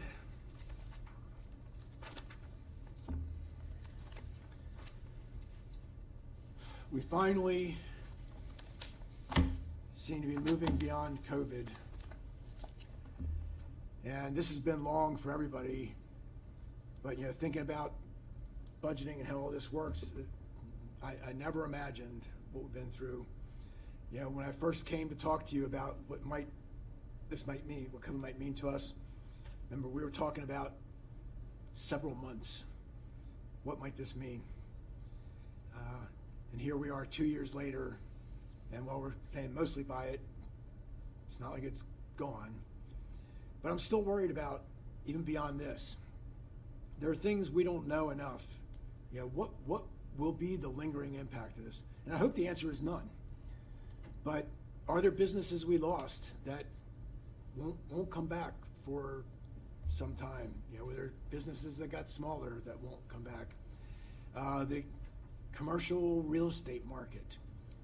Are we seeing changes in how people use space that is going to impact the value of our commercial industrial space? And I'm not going to say, I don't want to say that this is because of this, because it actually goes back further than COVID. But for the last 3 years, in our assessments, the residential portion has been higher than the commercial industrial. I don't ever remember that happening before this. So the first year of that was before COVID. So I'm not saying COVID caused it. But is there something happening that maybe COVID is going to exacerbate? And what does that mean to us? And I offer that with no thought at all that I know what it means, just something I'm thinking about. Economic conditions, just so much craziness going on around us. The supply chain problems, the availability of things to buy, the cost of things to buy. We're seeing this show up, not in the same way everywhere, but in big ways in some places. Is this a short-term thing, or are we just going to get through? Oh yeah, now the whole Russia-Ukraine thing. I'm hoping that this has short-term impacts, but I think this has the potential to cause long-lasting global change to how things work. And what's that going to mean to us? And oil prices now. Again, I hope what we're seeing is relatively short-term change. But with Russia in the mix, and the United States and the European Union and some Asian nations, talking about maybe not buying Russian oil anymore, setting up sanctions on parts of this. This could change things in huge ways, but who knows what it's going to mean. Another thing I want to bring up about the economic impact, we touched on the Federal Reserve earlier. Can you explain in layman terms for people what interest rates being raised by the Federal Reserve would do to us and how that impacts us? I mean, if it moved 1 percentage point, would that have a substantial impact upon us? Because it's been flat for so long. Well, first, and I'm probably not the one to explain this, but the Fed sets a rate that applies to banks and how they have to operate, which has no direct impact on us. But the general thinking is that there's a then a ripple effect. You know, the Fed makes that change, banks make changes, then others start making changes, which eventually comes to us. Now, as we said earlier, that affects us two ways. Interest rates grow, we'll be able to invest and get more on our income. Now, right now, we get almost nothing. So any change is going to be a positive, but it would take a lot of change before this starts to be a significant contributor to your revenue again. My thinking would be more on the other side of it, what we might have to spend on debt service. I guess we could do a calculation of what a 1% change in interest rates means. I don't have that off the top of my head, though. That's all right, I just want us to be consciously aware that if and when the Federal Reserve starts raising their interest rates, how big of a substantial impact that'll have on us long-term on this forecast or budget, because the cost of us borrowing money is gonna start to go up. And that takes away from other items in our budget. Yep, and it could play out that way. Right now, we have not tried to build that in because we don't know enough. Even right now, you know, the Fed says, you know, we're thinking about these increases over this time schedule. They've said that before, and then it didn't happen the way they said. So we'll see. But, and on covering ourselves on debt service, and this gets kind of complicated. But what we have built in for debt service in the future, connected to our capital projects, is not as low as interest rates are today. Now, part of that is a mechanical thing because of who we sell our bonds to then set their interest rates to their. And they're set investors. long-term. Yes. We're locked in. But they're not steady. They play with the numbers to make them attractive in some way. But we don't budget that way. We budget a bigger number, and we also leave additional room as further out in the future we go, the more room we leave. So it's another one of those things where if there was a sudden jump to 7% interest in fiscal year 23, we would be caught off guard. We wouldn't be in a position to say debt service can carry that. We'd have to figure things out. But over a multi-year period of time, I don't have significant concerns. Now, if we get back to an era of 14% interest, we don't have that built in, but we, again, wouldn't be doing that in 1 year. We'd see this coming, and we would start to build that in over multiple budget processes. It'd be like back in the 70s, we'll have to wear bell-bottom jeans again. Yeah. Salary scales, we talked a little bit about what's going on with Siegel and where we're gonna go with this. You know, we have the recruitment and retention problems, everything else that goes along with it. Again, one thing that's kind of coming along with this is we're finding ourselves forced more and more into outsourcing certain parts of our functions.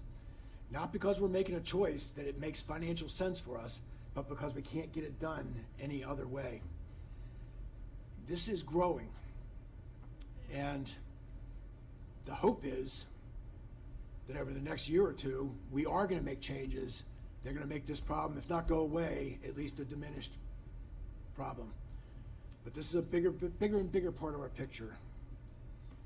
Fire and EMS transition, you know, we've already talked a bit about that. Big on my mind. And solid waste, we've been there too.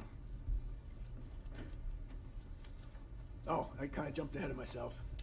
But on the contracting out, yeah, we're already doing it for traffic engineers, stormwater reviewer, a bridge engineer, survey.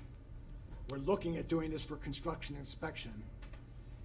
And your construction inspection is not always what people think. There are certain projects we do where we have to have somebody on site all the time. It's not that they're stopping in to take a look and then moving on to the next project. They're tied to that project.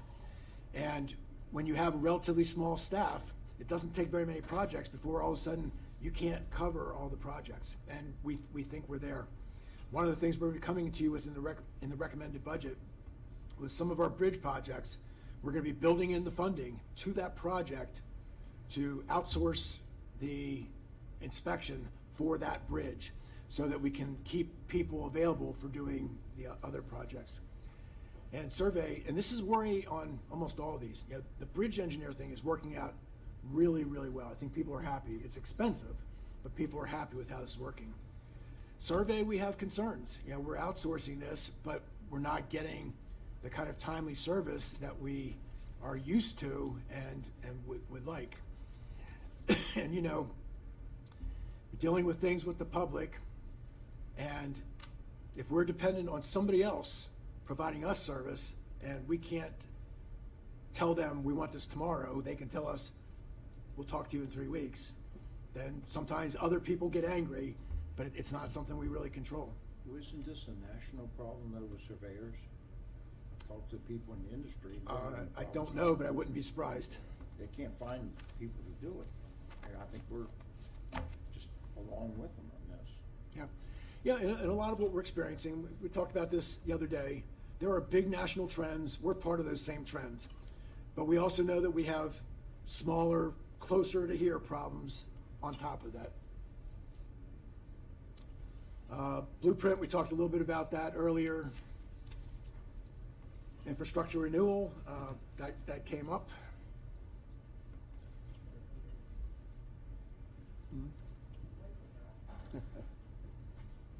Yeah, this came up earlier, but, you know, big in my mind, just the growing cost here, and it's just kind of a silent killer.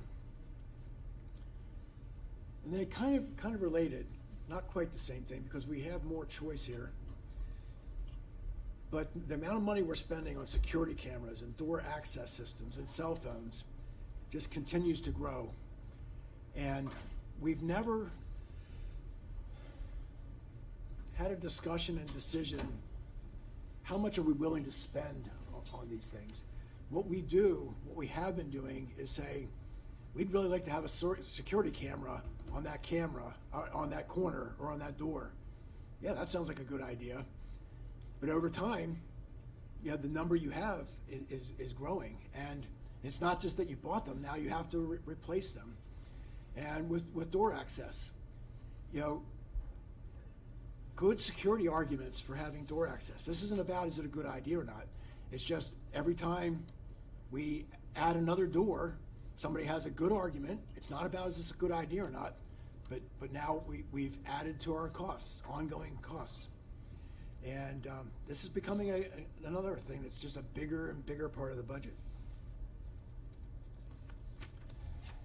The state, always on my mind. We talked about this a little bit earlier, though. The funding, we have a funding request for the library for additional staff for Exploration Commons. You know, way back when we first started talking about these things, one of the things I said we need to be careful of, you know, they're going to build this, but what are going to be the costs of operating it? And it's hard to remember for sure exactly how the conversations played out back then, but I'm pretty sure there was not an explicit conversation of we're going to be looking to the county for additional funding for operating this. So I'm not surprised, but you know, it's again, it wasn't part of our plan. Enterprise fund deficits. We already talked about solid waste. We know we have a big and growing problem there, pending, you know, where we go. In this last budget process, we talked about the broadband fund, and that the early expectations for revenue have never even been remotely close to being met. It can't fund itself. So we put in some one-time money in the 22 budget, and we also increased ongoing funding for the fund.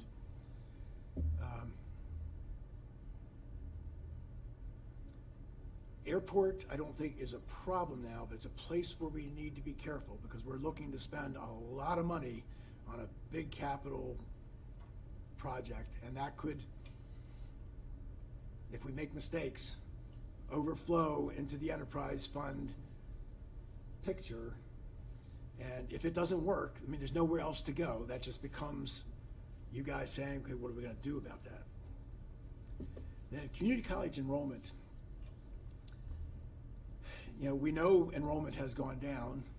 We've seen a change in the Carroll County public school system. As we look to the coming years, what is the enrollment picture going to do to them? Now, one way is obvious. If enrollment's down, tuition is down, unless you raise it enough to offset that. And I've not heard anybody argue that they want to raise tuition.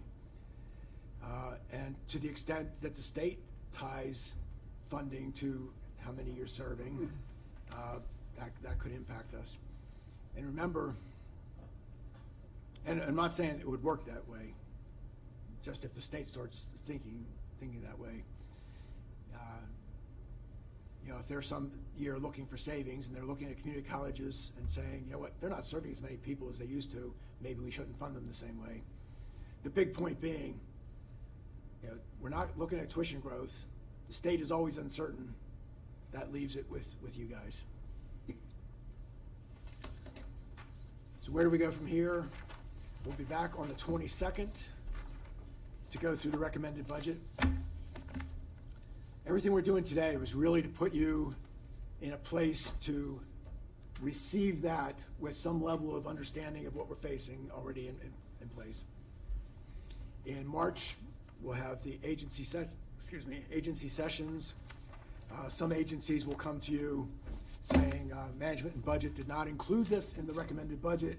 We would like you to consider it. That's the only agency sessions we're gonna have, though, correct? The people that have something that is not included in the recommended budget. Okay. General Assembly session ends the 11th. You have proposed sessions, I don't remember how many, but some number between the 5th and 19th. You see the end of the General Assembly session falls kind of in the middle of that. So this goes back to where I was saying, you might be having discussions that are suddenly derailed by a late decision by the General Assembly.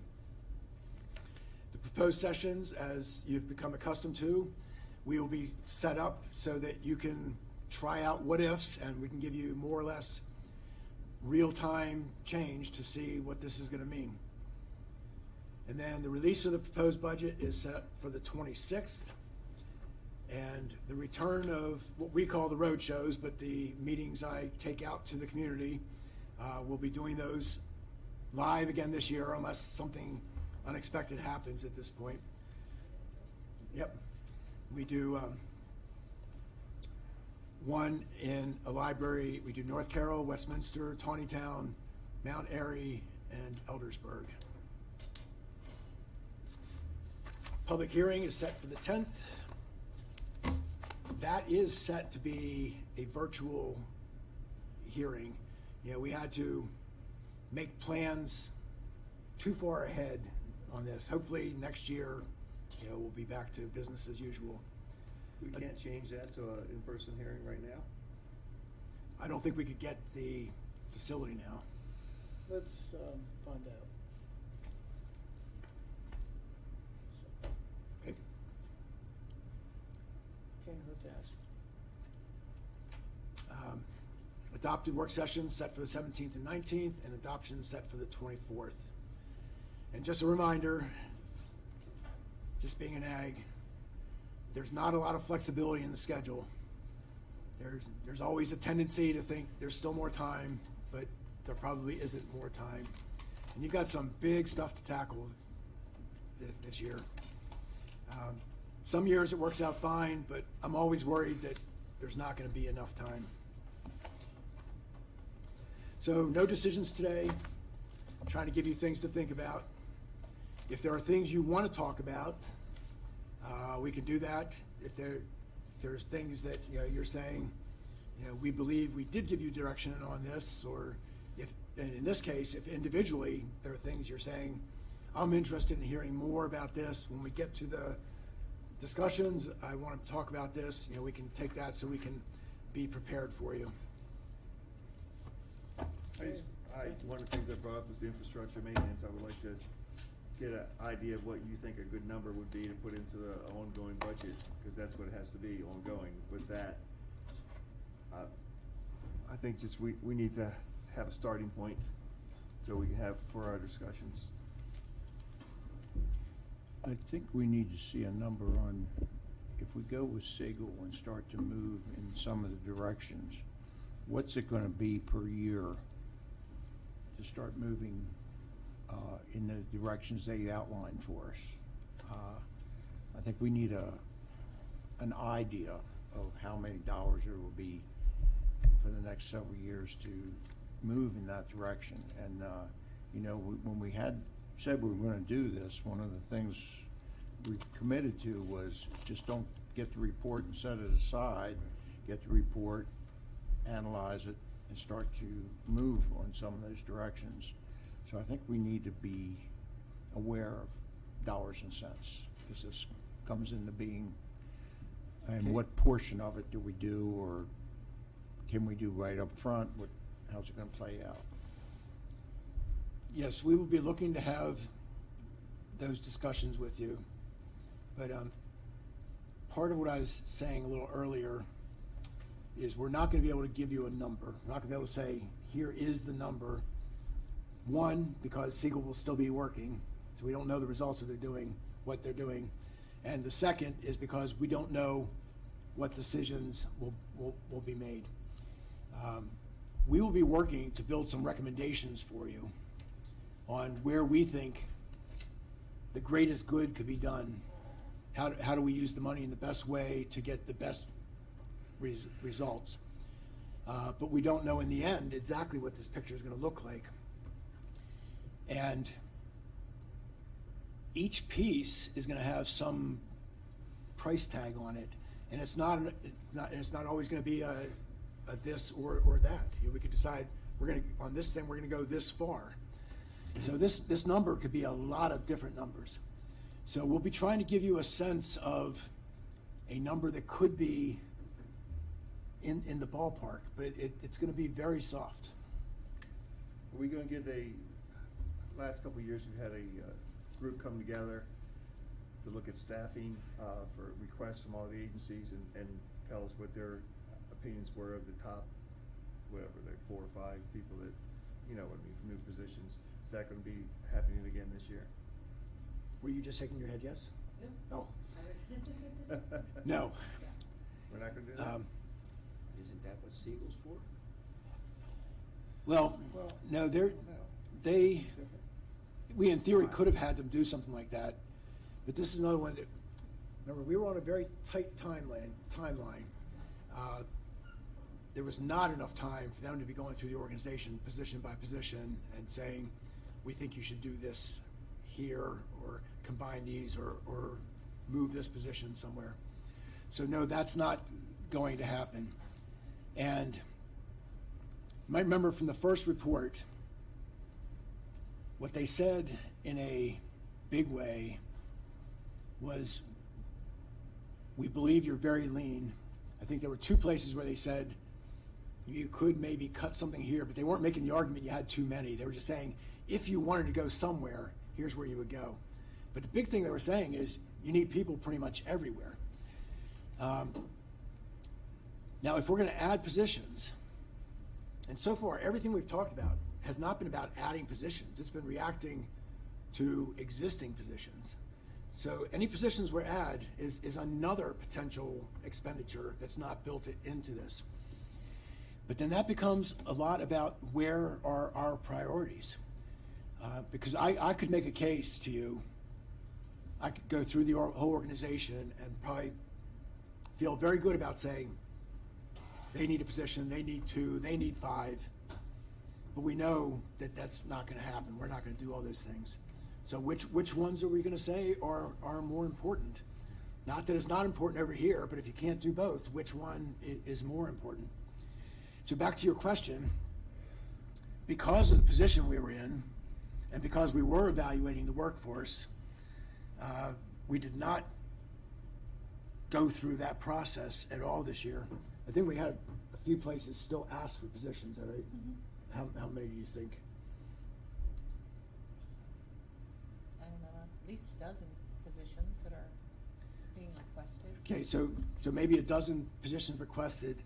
I think you'd need to be very careful about what to do with that, though, because just because some parts of the organization ask for positions doesn't mean that those are our highest priorities. It just means they're the ones that asked.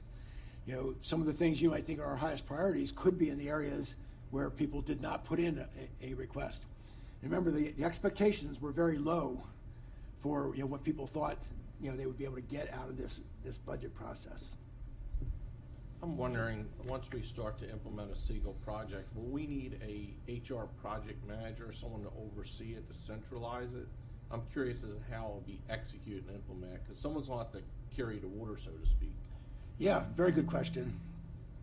And I think the answer to that is yes, but the specific answer could be a lot of different things. Now, in the Siegel report, there's actually a page in there where they kind of talk about that idea. They list about a half dozen things where they're saying, you know, when they're advocating for, you know, the extending the HR role further into, they call it talent sourcing and building the pipeline and culture and developing leadership. And they're also saying, here's some positions you probably need if you want to make these things happen. And I think they're right, because I don't have any feeling that you could say to HR right now, yes, we want you to do these things, go do it, and that they would be able to. The capacity to do it just isn't there.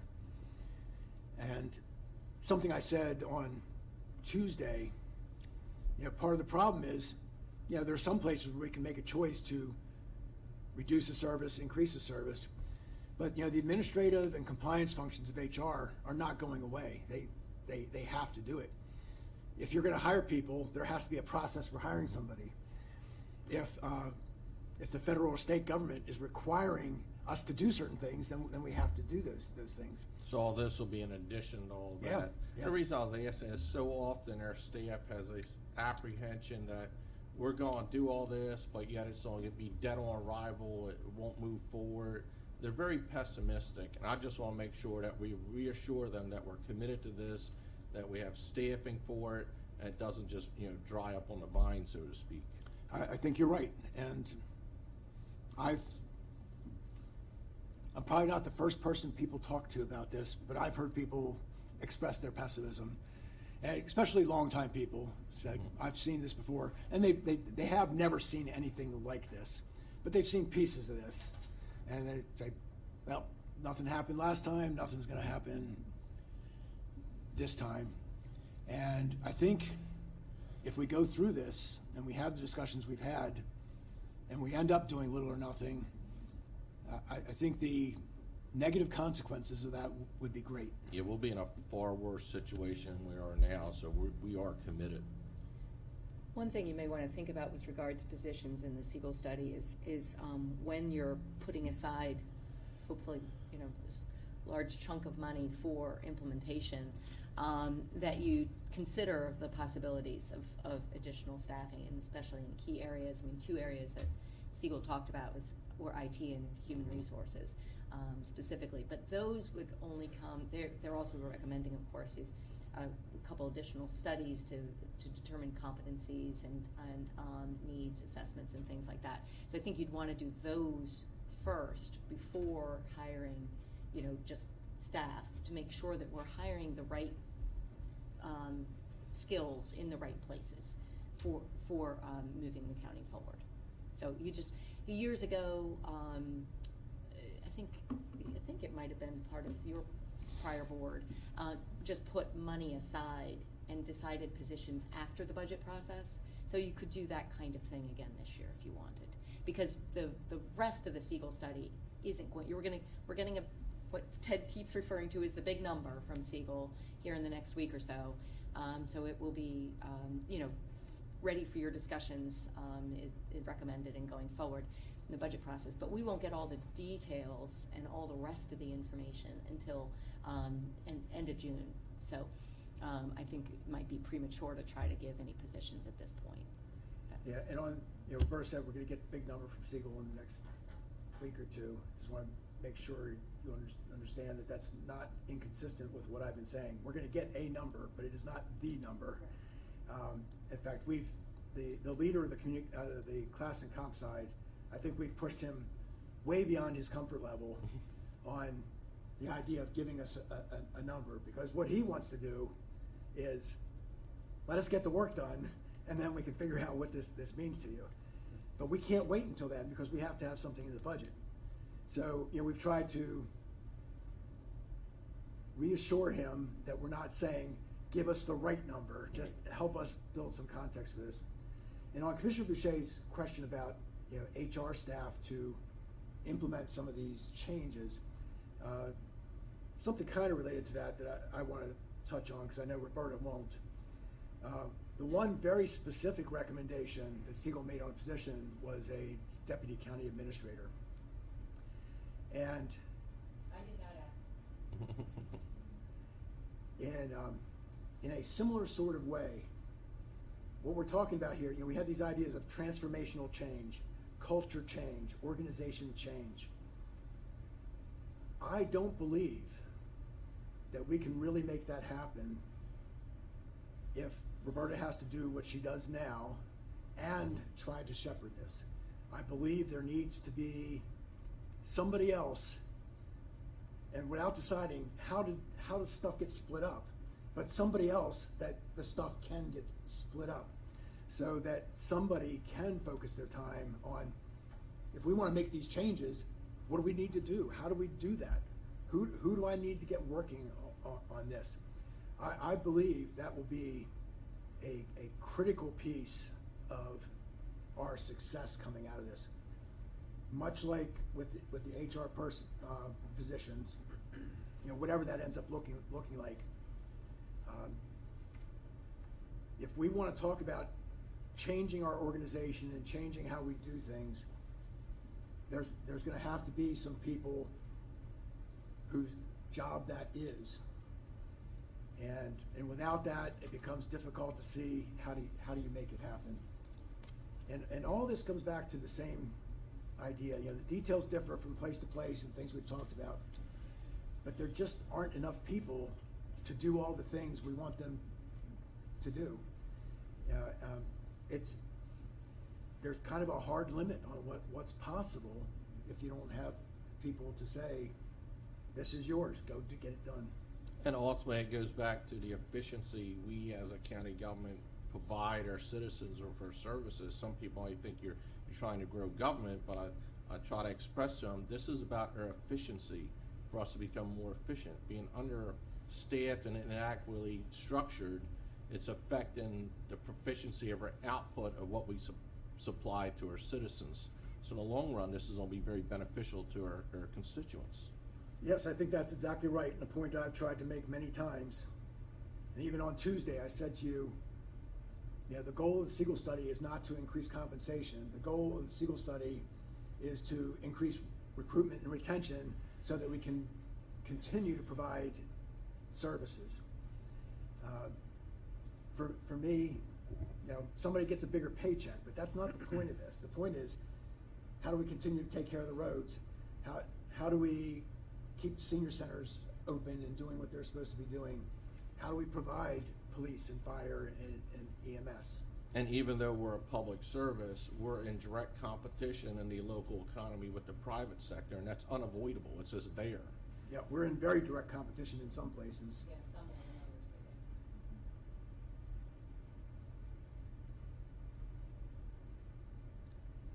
others.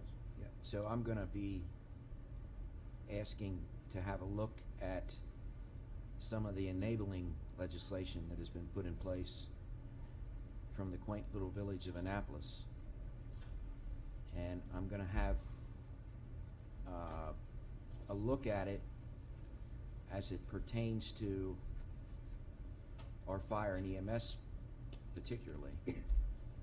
Because I truly believe that we're gonna be in a tough situation here attracting employees for that when it comes to salary comparisons and what have you. And we've heard it before. Everybody says, well, they're going to want to work in Carroll. Okay, well, a very small percentage of that might be true. But I know that there's enabling legislation to allow for property tax credits for those that are public safety officers that live in a particular county that they work in. We have enacted, and I don't know when it was, the ability for those that are deemed disabled when it comes to veterans and also public law or public safety officers. We've got that in place. Matter of fact, I think Well, there's we been have- several. We have $10,000 of it in place, so not, I mean, it was 5,000 and they moved it up to 10,000. Okay. So it's, Well, we can set, This- yeah, that's the beauty of enabling. Right. So, I believe, that, public safety officers and veterans, that we should look at, some sort of property tax credit, in this next budget and moving forward. So what that means, I don't know. I know it's hard to tie specific numbers to that because, you know, who gets those counts? But I think it'll go a long way in recruitment and retention. And Carroll County is a leader in providing services for our veterans. And I think both of those, at whatever we set it at, would be a good faith gesture here, especially thinking about the beginning of attracting employees to our fire and EMS force. So I am gonna be asking for that. you know how I feel about that. I think it's a great idea. We will do what we can. But keep in mind, as we talk about this is not arguing whether we should or shouldn't, but there's a very direct math problem here. It's a double-edged sword. Yes. Well, I know a lot of people that have jumped on double-edged swords, and I'm willing to do that. Right. Well, I think the point is, we have to be relative of, is we're taking on more county employees in payroll, and in return offsetting the revenue coming in by bringing them on, so that's the double-edged sword. It's a tricky position to be in. So I'm not here to debate it So today. I'm just, neither am I, I'm just saying, these I'm things we have bringing to it be up as consciously actions. aware. We will prepare what we can. Okay. Okay, what else? Okay. I Thank mean, you very much. I think I spent all my wish list last year. Okay. So, I'm really. Ted, thank you very much. I need a motion to adjourn. So moved. Okay, second. Second. Anything further? All in favor? Aye. Okay,